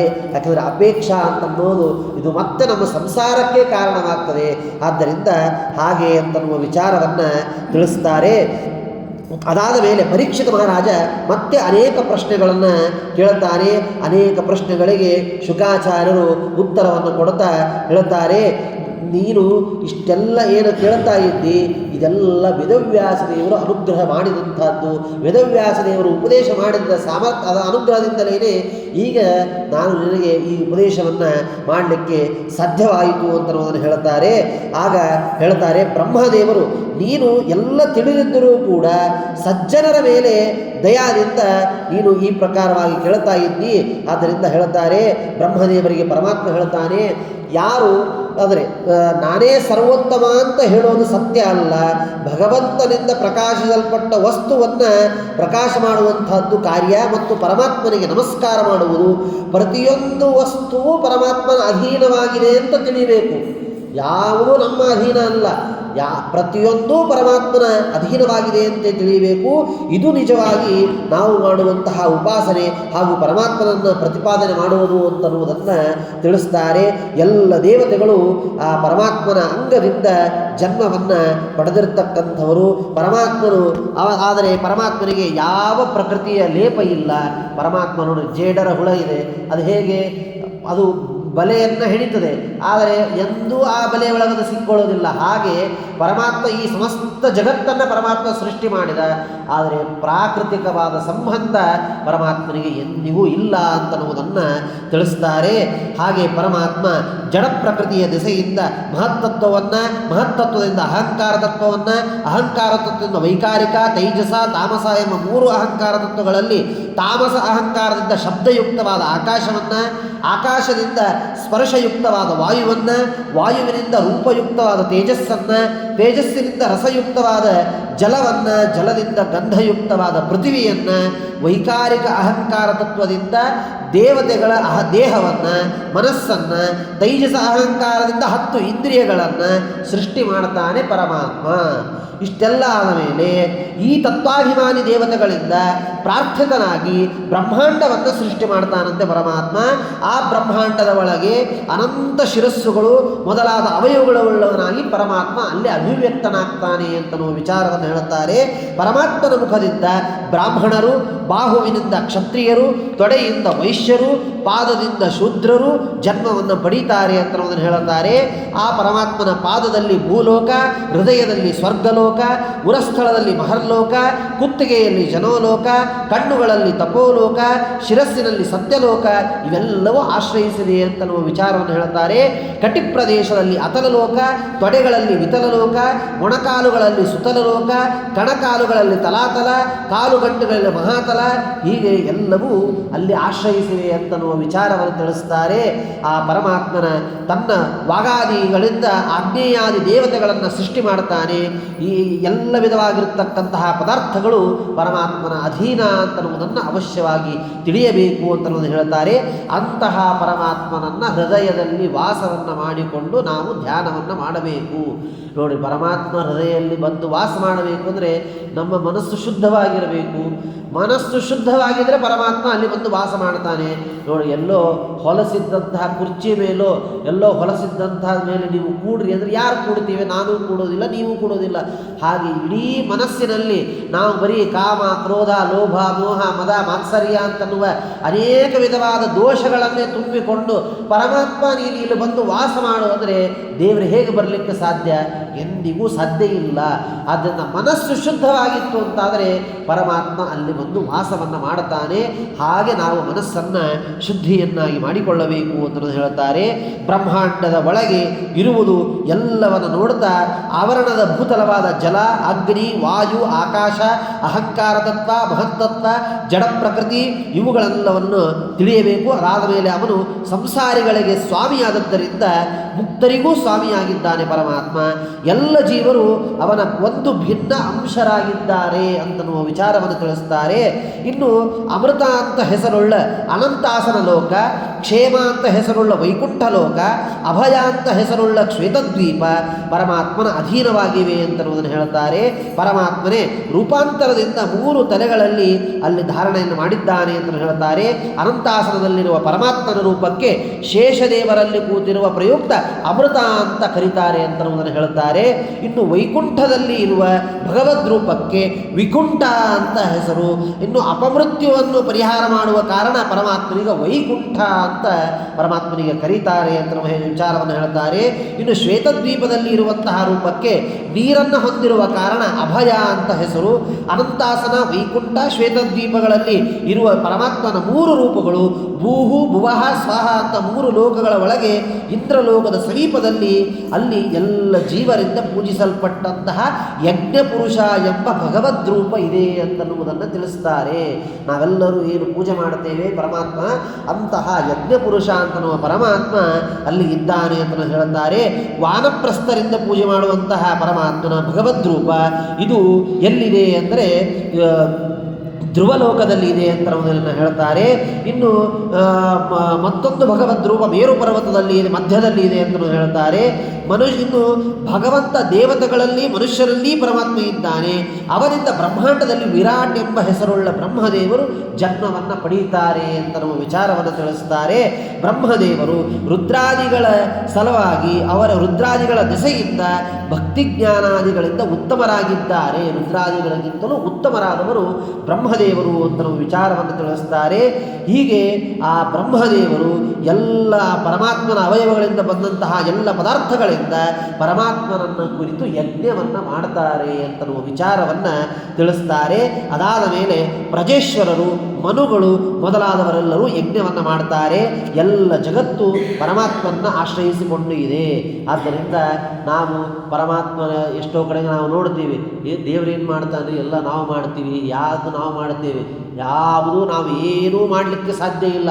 ಇವತ್ತು ನೋಡ್ರಿ ಎಲ್ಲ ಹೊಸದು ಏನೋ ನಾವು ಹುಡುಕ್ತೇವೆ ಅಂತೂ ನಾವು ಹುಡುಕೋದಷ್ಟೇ, ಇದ್ದದ್ದನ್ನೇ ಹುಡುಕೋದು. ಸರ್ಚ್ ಇಲ್ಲ, ರಿಸರ್ಚ್, ಇದ್ದದ್ದನ್ನೇ ಹುಡುಕೋದು. ಹೊಸದು ಕಂಡು ಹಿಡಿಯೋದು ಏನು, ಹಿಂದೆ ಎಲ್ಲೋ ಇತ್ತು, ಈಗ ಅದನ್ನು ನಾವು ಹುಡುಕ್ತಾ ಇದ್ದೀವಿ ಅಷ್ಟೇ. ಆದ್ದರಿಂದ ನಾವು ಏನೂ ಸೃಷ್ಟಿ ಮಾಡಲಿಕ್ಕೆ ಸಾಧ್ಯ ಇಲ್ಲ. ಅಷ್ಟು ಮೀರಿ ನಾವು ಸೃಷ್ಟಿ ಮಾಡ್ತೀವಿ ಅಂದರೆ ಅದು ಎಲ್ಲೋ ಒಂದು ಅನರ್ಥವಾಗ್ತದೆ, ಏನೋ ಒಂದು ಆಗ್ತದೆ. ಆದ್ದರಿಂದ ಯಾವುದೂ ಹಿಂದೆ ಇದ್ದಿದ್ದಿಲ್ಲ ಅಂತಿಲ್ಲ, ಮುಂದೆ ಇಲ್ಲ ಅಂತಿಲ್ಲ. ಪರಮಾತ್ಮ ಎಲ್ಲವನ್ನ ಇಟ್ಟಿದ್ದಾನೆ. ನೋಡ್ರಿ, ಇವತ್ತು ಹೊಸದಾಗಿ ಕ್ಲೋನಿಂಗ್ ಸಿಸ್ಟಮ್ ಅಂತ ಇದೆ. ಅಂದರೆ ನಾವು ಗರ್ಭಧಾರಣೆಯನ್ನು ಆ ಮೂಲಕವಾಗಿ ಗರ್ಭಧಾರಣೆಯನ್ನು ಮಾಡೋದು ಅಂತ ಇದನ್ನು ವೇದವ್ಯಾಸ ದೇವರೇ ಮಾಡಿದ್ದಾರೆ. ಹಿಂದೆ ಎಲ್ಲ ಇದ್ದೇ ಇದೆ, ಅದನ್ನೇ ಈಗ ಇವರು ಮಾಡ್ತಾ ಇದ್ದಾರೆ ಹೊರತು ಹಿಂದೆ ಮಾಡದೇ ಇದ್ದದ್ದನ್ನು ಯಾವುದು ಈಗ ಮಾಡಲಿಕ್ಕೆ ಸಾಧ್ಯ ಇಲ್ಲ. ಆದ್ದರಿಂದ ಪರಮಾತ್ಮ ಎಲ್ಲವನ್ನ ಮಾಡಿಕೊಟ್ಟಿದ್ದಾನೆ. ಪರಮಾತ್ಮ ಎಲ್ಲವೂ ಹಿಂದೆ ಆಗಿದ್ದೇ ಇದೆ, ಅದನ್ನು ಈಗ ನಾವು ಹುಡುಕ್ತಾ ಇದ್ದೇವೆ. ಅದನ್ನು ಹೊಸದಾಗಿ ನಾವು ನಮಗೆ ಗೊತ್ತಿಲ್ಲಾರದ್ದನ್ನು ಹುಡುಕೋದಕ್ಕೆ ಅದು ಹೊಸದು ಬಂತು ಅಂತ ನಾವು ಅಂದ್ಕೊಳ್ತೇವೆ ಅಷ್ಟೇ. ಅದು ಎಂದಿಗೂ ಹಾಗಲ್ಲ ಅಂತ ನೋಡ್ರಿ, ವಾಸ್ಕೋಡಿಗಾಮ ಭಾರತವನ್ನು ಕಂಡು ಹಿಡಿದ ಅಂತ ಹೇಳ್ತೇವೆ. ಭಾರತವನ್ನು ಅವನು ಕಂಡು ಹಿಡಿಯೋದೇನು, ಅವನು ಬಂದದ್ದು ಫಸ್ಟ್ ಟೈಮು, ಅವನಿಗೆ ಕಂಡು ತಟ್ಟೆ. ಆದರೆ ಭಾರತ ಇಲ್ಲ ಅಂತ ಹೇಳಲಿಕ್ಕೆ ಸಾಧ್ಯ ಇಲ್ಲ. ಆದ್ದರಿಂದ ಹಾಗೆ, ಯಾಕಂದರೆ ಇಡೀ ಜಗತ್ತಿನಲ್ಲಿ ಕರ್ಮಭೂಮಿ ಅಂತ ಇರೋದು ಭಾರತ ಒಂದೇ. ಯಾಕಂದರೆ ಎಲ್ಲ ದೇವತೆಗಳು, ಎಲ್ಲ ಚಕ್ರವರ್ತಿಗಳು, ಎಲ್ಲ ರಾಜರು ಎಲ್ಲರೂ ಅವತಾರ ಮಾಡಿದಂತಹ ಸ್ಥಳ. ಆದ್ದರಿಂದ ಅಷ್ಟು ಈ ಭಾರತಕ್ಕೆ ಇರುವಂತಹ ಮಹತ್ವ ಅನ್ನೋದನ್ನು ಹೇಳುತ್ತಾರೆ. ಆದ್ದರಿಂದ ಹಾಗೆ ಪರಮಾತ್ಮನನ್ನು ಸದಾ ಕಾಲ ಸ್ಮರಣೆ ಮಾಡಬೇಕು. ಹಾಗೆ ಆ ಬ್ರಹ್ಮದೇವರು ಪರಮಾತ್ಮನನ್ನು ಸ್ಮರಣೆ ಮಾಡಿ ಆ ಕಾರ್ಯಗಳನ್ನು ಮಾಡ್ತಾರಂತೆ. ಆಗ ಪರಮಾತ್ಮನಿಂದ ಪ್ರೇರಿತರಾಗಿ ಸೃಷ್ಟಿಯನ್ನು ಮಾಡ್ತೇನೆ ಅಂತ ಹೇಳುತ್ತಾರೆ. ಅದಾದ ಮೇಲೆ ರುದ್ರದೇವರು ಸಂಹಾರವನ್ನು ಮಾಡ್ತಾರಂತೆ. ವಿಷ್ಣು ಎಂಬ ರೂಪದಿಂದ ಪರಮಾತ್ಮ ಜಗತ್ತನ್ನು ರಕ್ಷಣೆ ಮಾಡ್ತಾನೆ ಅಂತನ್ನುವ ವಿಚಾರವನ್ನು ತಿಳಿಸ್ತಾರೆ. ಅವನನ್ನು ಅತ್ಯಂತ ಭಕ್ತಿಯಿಂದ ಮನಸ್ಸಿನಲ್ಲಿ ಯಾವಾಗಲೂ ಸ್ಮರಣೆಯನ್ನು ಮಾಡಿದರೆ ಎಂದಿಗೂ ಕೆಟ್ಟದಾಗಲಿಕ್ಕೆ ಸಾಧ್ಯ ಇಲ್ಲ. ನಾವು ಪರಮಾತ್ಮನಲ್ಲಿ ವಿಶ್ವಾಸೋ ಫಲದಾಯಕ ಅಂತ ಶಾಸ್ತ್ರ ಹೇಳುತ್ತದೆ. ವಿಶ್ವಾಸ ಇಟ್ವಿ ಅಂತಾದರೆ ಆ ವಿಶ್ವಾಸ ಎಂದೂ ವ್ಯರ್ಥವಾಗಲಿಕ್ಕೆ ಸಾಧ್ಯ ಇಲ್ಲ. ಶಾಸ್ತ್ರ ಹೇಳ್ತದೆ, ನದೇವ ತೋಷಣಂ ವೃಥ. ನಾವು ದೇವತಾ ವಿಷಯಕವಾಗಿ ಏನೇ ಒಂದು ವ್ರತ ಮಾಡಲಿ, ಏನೋ ಒಂದು ನಿಯಮ ಮಾಡಲಿ, ಏನೋ ಒಂದು ಏಕಾದಶಾದಿ ಉಪವಾಸಾದಿಗಳನ್ನು ಮಾಡಲಿ, ಎಂದಿಗೂ ವ್ಯರ್ಥವಾಗಲಿಕ್ಕೆ ಸಾಧ್ಯ ಇಲ್ಲ. ನಮಗನ್ನಿಸ್ಬೋದು, ನಾನು ಇಷ್ಟೆಲ್ಲ ವ್ರತ ನಿಯಮ ಮಾಡಿ ನನಗಿನ್ನೂ ಅನೇಕ ಕಷ್ಟಗಳೇ ಇವೆ, ಅನೇಕ ದುಃಖಗಳೇ ಇವೆ ಅಂಥೇಳಿ. ನಮ್ಮ ಪ್ರಾರಬ್ಧ ಕರ್ಮ ಮುಗಿದಿಲ್ಲ, ಪ್ರಾರಬ್ಧ ಕರ್ಮ ಕಡಿಬೇಕು. ನೋಡ್ರಿ, ಯಾವಾಗ ನಮ್ಮ ಕರ್ಮ ಮಾಡಲಿಕ್ಕೆ ಮಾತ್ರ ಅಧಿಕಾರ. ಇಂಥ ಫಲ ನೀನು ಕೊಡು, ಹೀಗೇ ಕೊಡು ಅಂತ ಕೇಳಲಿಕ್ಕೆ ನಮಗೆ ಅಧಿಕಾರ ಇಲ್ಲ. ಆದ್ದರಿಂದ ಅದಕ್ಕೆ ಹೇಳ್ತಾರೆ, ನದೇವ ತೋಷಣಂ ವೃತ. ದೇವತಾಭಿಷೇಕವಾಗಿ ಮಾಡಿದಂತಹ ಕರ್ಮ ಎಂದಿಗೂ ವ್ಯರ್ಥವಾಗಲಿಕ್ಕೆ ಸಾಧ್ಯ ಇಲ್ಲ. ಯಾವಾಗ ಅದನ್ನು ಕೊಡಬೇಕು ಅದರ ಫಲವನ್ನು ಪರಮಾತ್ಮ ಕೊಡ್ತಾನೆ. ಅದು ನಮಗೆ ಬರಬಹುದು, ಅಥವಾ ನಮ್ಮ ಮಕ್ಕಳಿಗೆ ಬರಬಹುದು, ಮೊಮ್ಮಕ್ಕಳಿಗೆ ಬರಬಹುದು, ಬರೀ ಮೊಮ್ಮಕ್ಕಳಿಗೆ ಬರಬಹುದು. ಆದರೆ ಫಲ ಮಾತ್ರ ಎಂದೂ ವ್ಯರ್ಥ. ಹಾಗಾದರೆ ನನಗೆ ಬರಲಿಲ್ಲ ಆದರೆ ಏನು ಉಪಯೋಗ ಅಂದರೆ ಹಾಗಲ್ಲ, ಮಾಡಬೇಕಾದದ್ದು ನನ್ನ ಕರ್ತವ್ಯ ಅಷ್ಟೇ.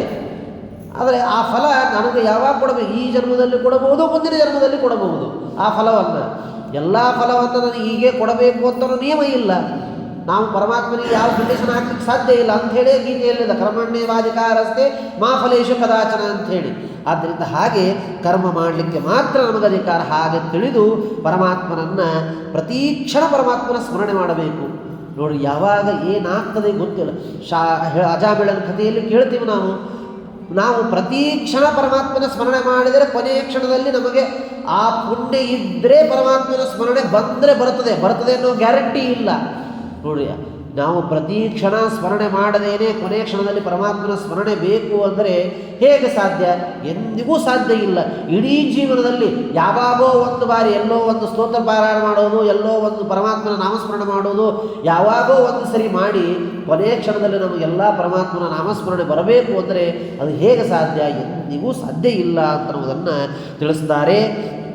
ಇನ್ನು ಶುಕಾಚಾರ್ಯ ಹೇಳುತ್ತಾರೆ, ಪರಮಾತ್ಮ ಒಟ್ಟು ಭಾಗವತದಲ್ಲಿ 22 ಭಗವದ್ ರೂಪಗಳನ್ನು ತಿಳಿಸ್ತಾರೆ. ಪರಮಾತ್ಮನ ಅವತಾರಗಳು ಯಾವುದು ಅಂದರೆ ವರಾಹಾವತಾರ, ಯಜ್ಞಾವತಾರ, ಕಪಿಲಾವತಾರ, ದತ್ತಾತ್ರೇಯ ಅವತಾರ, ವಿಷ್ಣು ಅವತಾರ, ನಾರಾಯಣಾವತಾರ, ಪೃಥು ಅವತಾರ, ಇಲ್ಲಿ ಅವಿಷ್ಟವಾಗಿರತಕ್ಕಂಥ ಅವತಾರ, ಋಷಭನಾಮಕ ಪರಮಾತ್ಮನ ಅವತಾರ, ಹೈಗ್ರೀವಾವತಾರ, ಮತ್ಸ್ಯಾವತಾರ, ಕೂರ್ಮಾವತಾರ, ನರಸಿಂಹಾವತಾರ, ತಾಪಸ ಅವತಾರ, ವಾಮನಾವತಾರ, ರಾಜರಾಜೇಶ್ವರ ಅವತಾರ, ಧನ್ವಂತರಿ ಅವತಾರ, ಪರಶುರಾಮಾವತಾರ, ರಾಮಾವತಾರ, ಕೃಷ್ಣಾವತಾರ, ಬುದ್ಧಾವತಾರ, ಕಲ್ಕ್ಯಾವತಾರ, ಅನೇಕ ರೂಪಗಳನ್ನು ಪರಮಾತ್ಮ ತಾಳುತ್ತಾನೆ.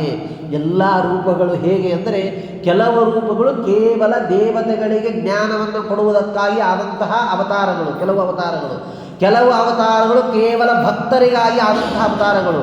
ವಾಸುದೇವ ಅವತಾರವನ್ನು ಪರಮಾತ್ಮ ತಾಳಿದ ಯಾರಿಗೆ? ಕೇವಲ ಧ್ರುವರಾಜನಿಗೆ ಅನುಗ್ರಹವನ್ನು ಮಾಡುವುದಕ್ಕಾಗಿ ಆದಂಥ ಅವತಾರ.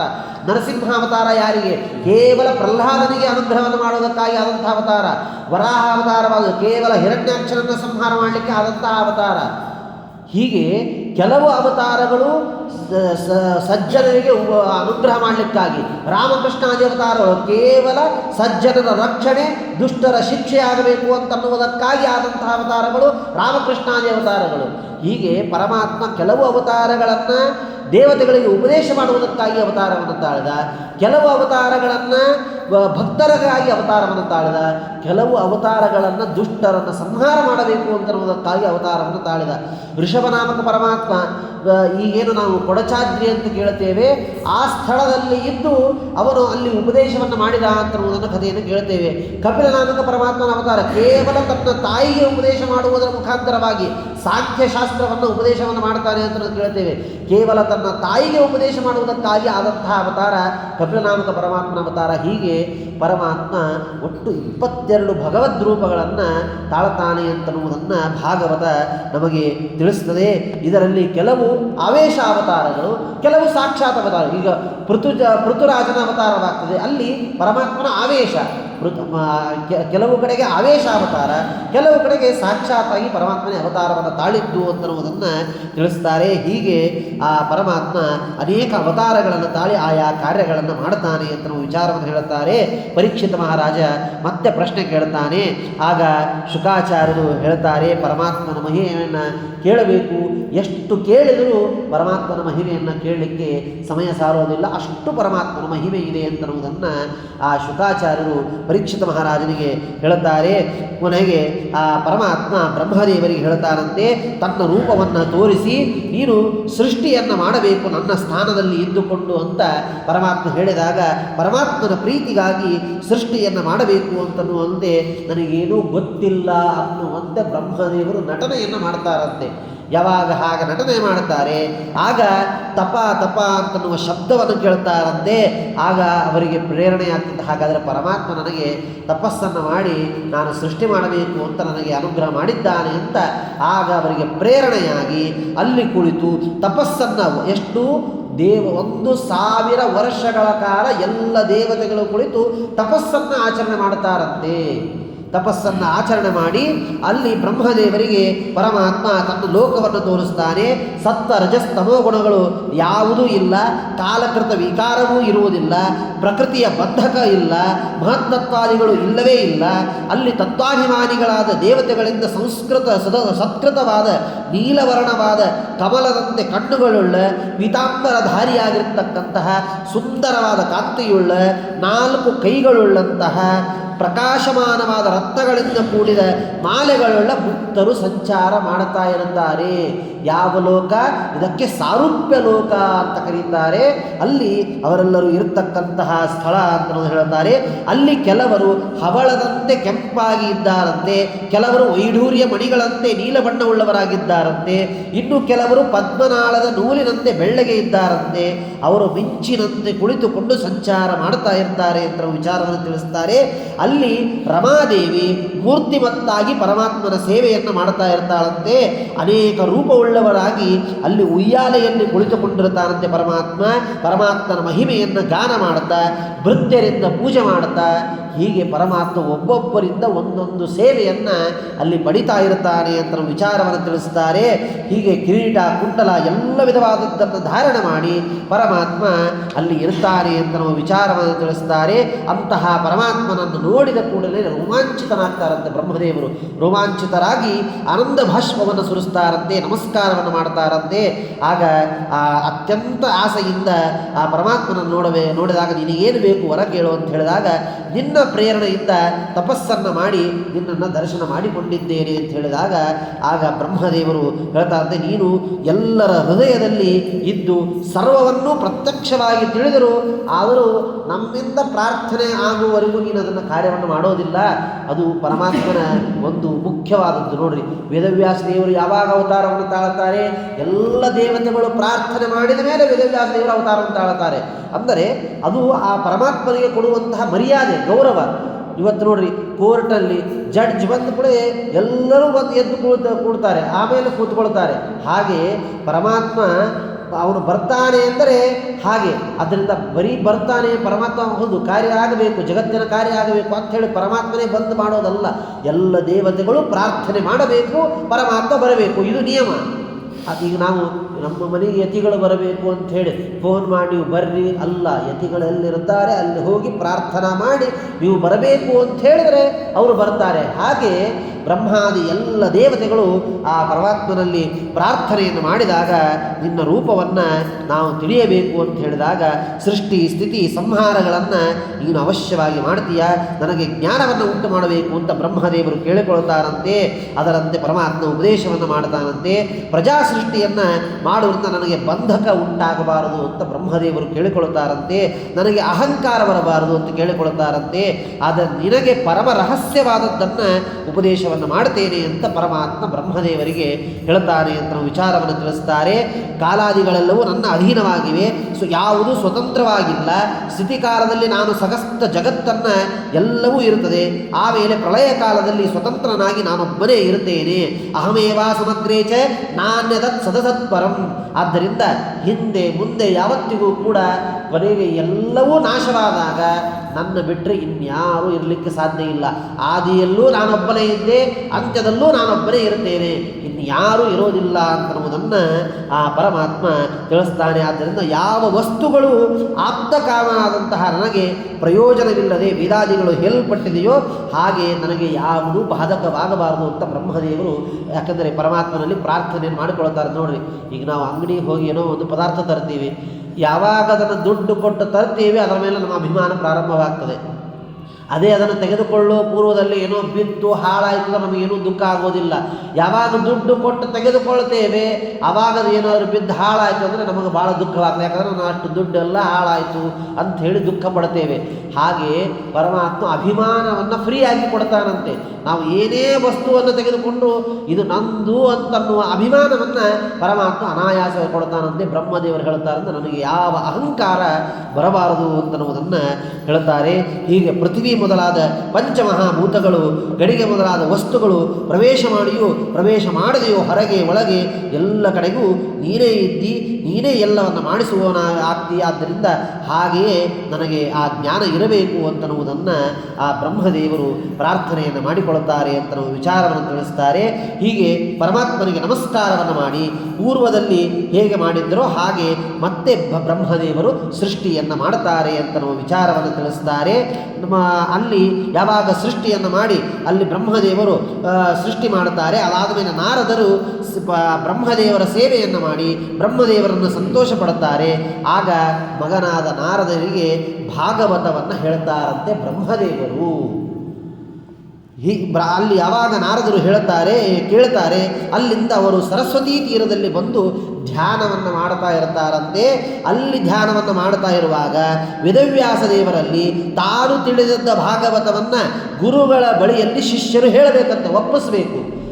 ಹಾಗೆ ನಾರದರು ಬ್ರಹ್ಮದೇವರಿಂದ ತಿಳಿದದ್ದನ್ನು ಇಲ್ಲಿ ಅದನ್ನು ಒಪ್ಪಿಸುವಂತೆ ಭಾಗವತವನ್ನು ವಿಜ್ಞಾಪನೆಯನ್ನು ಮಾಡಿಕೊಳ್ಳುತ್ತಾರಂತೆ. ಭಾಗವತದಲ್ಲಿ ಸರ್ಗ, ವಿಸರ್ಗ, ಸ್ಥಿತಿ, ಪೋಷಣ, ಊತಿ, ಮನ್ವಂತರ, ಈಶಕತ, ನಿರೋಧ, ಮುಕ್ತಿ, ಆಶ್ರಯ 10 ಲಕ್ಷಣಗಳು ಇವೆ ಅಂತನ್ನುವುದನ್ನು ಹೇಳುತ್ತಾರೆ.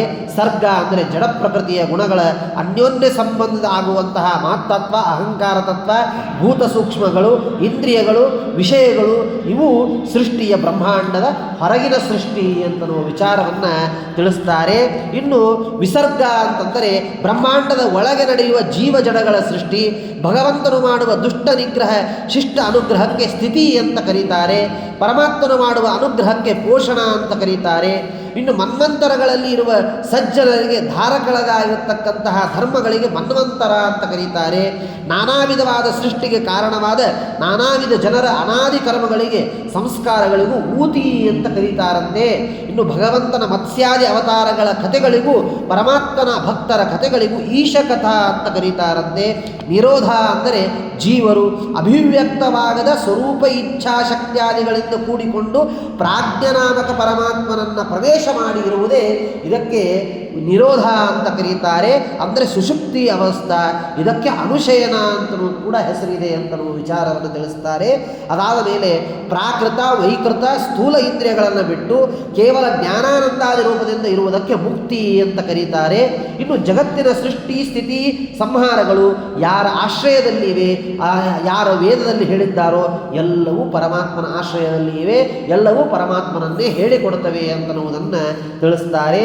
ಇನ್ನು ದ್ವಾದಶ ಸ್ಕಂದದಲ್ಲಿ ಇನ್ನೊಂದು ವಿಧವಾಗಿ ಇದನ್ನು ಹೇಳುತ್ತಾರೆ. ಸರ್ಗ, ವಿಸರ್ಗ, ವೃತ್ತಿ, ರಕ್ಷಾ, ಮನ್ವಂತರ, ವಂಶಾನುಚರಿತ, ಸಂಸ್ಥ, ಹೇತು, ಅಪ್ರಾಶ್ರಯ ಅಂತ ಅಲ್ಲಿ ಹೀಗೆ ಅದಕ್ಕೆ ಮತ್ತೊಂದು ವಿಚಾರವನ್ನು ಹೇಳುತ್ತಾರೆ. ಅಷ್ಟು ಆ ರೀತಿಯಾದಂತಹ ಸೃಷ್ಟಿಯನ್ನು ಬ್ರಹ್ಮದೇವರು ಮಾಡುತ್ತಾರೆ ಅಂತನ್ನೋದನ್ನು. ಇನ್ನು 3 ಕಾಲದಲ್ಲಿ ಇರುವ ಮನುವಿನಿಂದ ಜನ್ಮವನ್ನು ಪಡೆದಂತಹ ರಾಜರಿಗೆ ಅನ್ವಯಕ್ಕೆ ವಂಶ ಅಂತ ಕರೀತಾರಂತೆ. ವಂಶದ ರಾಜರ ವಂಶವು ನಿಂತು ಹೋದಾಗ ಅವರನ್ನು ಉದ್ಧಾರ ಮಾಡಬೇಕು ಅಂತನ್ನುವುದಕ್ಕಾಗಿ ವಂಶಾನುಚರಿತ ಅಂತನ್ನುವ ಮತ್ತೊಂದು ಹೆಸರು ಬರುತ್ತದೆ. ಅಲ್ಲಿ ಪರಮಾತ್ಮ ಅನುಗ್ರಹವನ್ನು ಮಾಡ್ತಾನೆ ಅಂತ ಹೇಳುತ್ತಾರೆ. ಇಷ್ಟೆಲ್ಲ ಆದ ಮೇಲೆ ನೈಮಿತ್ತಿಕ ಪ್ರಳಯ ಅಂದರೆ ಏನು ಅಂತ ಹೇಳುತ್ತಾರೆ. ಬ್ರಹ್ಮದೇವರ ಒಂದು ರಾತ್ರಿಯಲ್ಲಿ ಆಗುವಂತಹ ಕಾರ್ಯ ಇದಕ್ಕೆ ನೈಮಿತ್ತಿಕ ಪ್ರಳಯ ಅಂತನ್ನುವುದನ್ನು ಹೇಳುತ್ತಾರೆ. ಪ್ರಾಕೃತಿಕ ಪ್ರಳಯ ಅಂದರೆ ಬ್ರಹ್ಮದೇವರ 100 ವರ್ಷಗಳು ಆದ ಮೇಲೆ ನಡೆಯುವಂತಹ ಮಹಾಪ್ರಳಯ, ಇದು ಪ್ರಾಕೃತಿಕ ಪ್ರಳಯ. ಇನ್ನು ನಿತ್ಯ ಪ್ರಳಯ, ನಿತ್ಯವೂ ಆಗುವಂತಹ ಪರಿಣಾಮ. ಇನ್ನು ಆತ್ಯಂತಿಕ ಪ್ರಳಯ ಅಂದರೆ ಅಸಂಪ್ರಜ್ಞಾತ ಸಮಾಧಿ, ಇದು ಆತ್ಯಂತಿಕ ಪ್ರಳಯ ಅಂತನ್ನುವುದನ್ನು ಕರೀತಾರೆ. ಈ 4 ವಿಧ ಪ್ರಳಯಗಳಿಗೆ ಸಂಸ್ಥಾ ಅಂತ ಹೆಸರು. ಈ ಎಲ್ಲ ಪ್ರಳಯಗಳಿಗೂ ಕೂಡಿ ಒಂದು ಹೆಸರನ್ನು ಕೊಡುತ್ತಾರೆ, ಅದಕ್ಕೆ ಸಂಸ್ಥಾ ಅಂತ ಕರೀತಾರೆ. ಯಾವ ಜೀವನು ಪ್ರಳಯ ಕಾಲದಲ್ಲಿ ಭಗವಂತನನ್ನು ಪ್ರವೇಶ ಮಾಡಿ ಸುಷುಪ್ತಿಯುಳ್ಳವನಾಗ್ತಾನೋ ಅಂತಹ ಜೀವನು ಸ್ವರೂಪತಃ ವಿಕಾರರಹಿತನಾಗಿರತಕ್ಕಂಥವನು, ಪರಮಾತ್ಮನ ಮತ್ತು ಅಜ್ಞಾನದಿಂದ ಕರ್ಮವನ್ನು ಮಾಡುತ್ತಾನೋ ಅಂಥವನು ಜಗತ್ತಿನ ಸೃಷ್ಟಿಗೆ ನಿಮಿತ್ತಭೂತವಾದ ಜೀವನಿಗೆ ಹೇತು ಅಂತ ಕರೆಸಿಕೊಳ್ಳುತ್ತಾನೆ. ಯಾವನು ಪರಮಾತ್ಮನ ಇಚ್ಛೆಯಿಂದ ನಿರ್ಮಿತಗಳಾದ ಜೀವನ ಜಾಗೃತ, ಸ್ವಪ್ನ, ಸುಷುಪ್ತಿ ಅವಸ್ಥಾ ಇದ್ದಾಗಲೂ ಇಲ್ಲದೇ ಇದ್ದಾಗಲೂ ಪರಮಾತ್ಮನಿಗೆ ಎಲ್ಲವನ್ನ ಸಮರ್ಪಣೆ ಮಾಡ್ತಾನೆ, ಅಂಥವನಿಗೆ ಅಪ್ರಾಶ್ರಯ ಅಂತ ಕರೀತಾರೆ ಅಂತನ್ನೋದನ್ನು ಹೇಳುತ್ತಾರೆ. ಮುಂದೆ ದ್ವಿತೀಯ ಸ್ಕಂದ ಹಾಗೂ ಬೇರೆ ಸ್ಕಂದಗಳಲ್ಲಿ ಅಂದರೆ ಇದೇ ದ್ವಿತೀಯ ಸ್ಕಂದದಲ್ಲಿ ಮುಂದೆ ಮತ್ತೆ ಅನೇಕ ವಿಚಾರಗಳನ್ನು ಹೇಳ್ತಾರೆ. 5ನೇ 6ನೇ ಸ್ಕಂದದಲ್ಲಿ ಬ್ರಹ್ಮದೇವರು ನಾರದರಿಗೂ ಆದಂತಹ ವಿಚಾರಗಳನ್ನು ಹೇಳುತ್ತಾರೆ. ಮೈತ್ರೇಯರು ವಿದುರರಿಗೆ ಹೇಳಿದಂತಹ ವಿಚಾರಗಳನ್ನು ತಿಳಿಸ್ತಾರೆ. ಹೀಗೆ ಒಂದೊಂದು ಸ್ಕಂದಗಳಲ್ಲಿ ಪರಮಾತ್ಮ ಆಯಾ ಅವತಾರಗಳನ್ನು ತಾಳಿ ಆಯಾ ಭಕ್ತರಿಗೆ ಆಯಾ ಅವರೆಲ್ಲರಿಗೂ ಅನುಗ್ರಹವನ್ನು ಮಾಡ್ತಾನೆ ಅಂತನ್ನುವ ವಿಚಾರವನ್ನು ತಿಳಿಸ್ತಾರೆ. ಹೀಗೆ ಪ್ರತಿಯೊಂದು ಸ್ಕಂದದಲ್ಲಿ ಪರಮಾತ್ಮನ ಅವತಾರಗಳನ್ನು ಹೇಳುತ್ತಾರೆ. ಆ ಎಲ್ಲ ವಿಧವಾಗಿರ್ತಕ್ಕಂಥ ಅವತಾರಗಳನ್ನು ತಾಳಿ ಪರಮಾತ್ಮ ಅನುಗ್ರಹವನ್ನು ಮಾಡ್ತಾನೆ ಅಂತ ಶುಕಾಚಾರ್ಯರು ಪರೀಕ್ಷಿತ ಮಹಾರಾಜನಿಗೆ ತಿಳಿಸ್ತಾರೆ. ಪರಮಾತ್ಮ ವರಾಹಾದಿ ಅವತಾರಗಳನ್ನು ಮಾಡಿ ರಕ್ಷಣೆ ಮಾಡಿದ್ದು ಇದನ್ನು ಮುಂದಿನ ಸ್ಕಂದದಲ್ಲಿ ತಿಳಿಸ್ತಾರೆ. ಹೀಗೆ ಪ್ರತಿಯೊಂದು ಸ್ಕಂದದಲ್ಲಿ ಆ ಎಲ್ಲ ವಿಧವಾದ ಚಂದ್ರವಂಶದ ವಿಸ್ತಾರವನ್ನು ಹೇಳುತ್ತಾರೆ, ಹಾಗೂ ಸೂರ್ಯವಂಶದ ಎಲ್ಲ ವಂಶಾವಳಿಯನ್ನು ಹೇಳುತ್ತಾರೆ, ಎಲ್ಲವನ್ನ ತಿಳಿಸ್ತಾರೆ. ನೋಡಿ, ಇದೆಲ್ಲ ಯಾಕೆ ನಾವು ತಿಳಿದುಕೊಳ್ಳಬೇಕು? ಇದೆಲ್ಲವೂ ನಮ್ಮ ಜೀವನದಲ್ಲಿ ಎಲ್ಲೋ ಒಂದು ಕಡೆಗೆ ನಡೀತಾ ಇರ್ತದೆ. ಧ್ರುವರಾಜನ ಕಥೆಯಲ್ಲಿ ಬರತಕ್ಕಂಥದ್ದು, ಪ್ರಹ್ಲಾದರಾಜನ ಕಥೆಯಲ್ಲಿ ಬರುವಂತಹದ್ದು, ಪುರಂಜನ ಅಂತನ್ನುವ ಕಥೆಯಲ್ಲಿ ಬರುವಂತಹದ್ದು, ಪ್ರಾಚೀನ ಬರಿಹೆ ಅಂತನ್ನುವ ಕಥೆಯಲ್ಲಿ ಬರುವಂತಹದ್ದು ಎಲ್ಲವೂ ನಮ್ಮ ಜೀವನದಲ್ಲಿ ಎಲ್ಲೋ ಒಂದು ಕಡೆ ಬಂದೇ ಬರ್ತದೆ. ನಮ್ಮ ನಿತ್ಯ ಜೀವನದಲ್ಲಿ ಇದನ್ನು ತಿಳಿದುಕೊಂಡು ನಾವು ಹೇಗೆ ಜೀವನವನ್ನು ಮಾಡಬೇಕು, ಅಂತಹ ಮಹಿಮರ ಕಥೆಗಳನ್ನು ಕೇಳುವುದರಿಂದ ಒಳ್ಳೆ ಮನಸ್ಸು ನಮಗೆ ಬರಬೇಕು, ಪರಮಾತ್ಮನಲ್ಲಿ ಒಳ್ಳೆಯ ವಿಚಾರಗಳು ಬರಬೇಕು ಅಂತನ್ನುವುದಕ್ಕಾಗಿ ಆ ಎಲ್ಲ ರಾಜರ ಚಕ್ರವರ್ತಿಗಳ ಕಥೆಯನ್ನು ಅವಶ್ಯವಾಗಿ ಕೇಳಬೇಕು ಅಂತನ್ನುವುದನ್ನು ತಿಳಿಸ್ತಾರೆ. ಹೀಗೆ ಆ ಶುಕಾಚಾರ್ಯರು ಪರಮಾತ್ಮ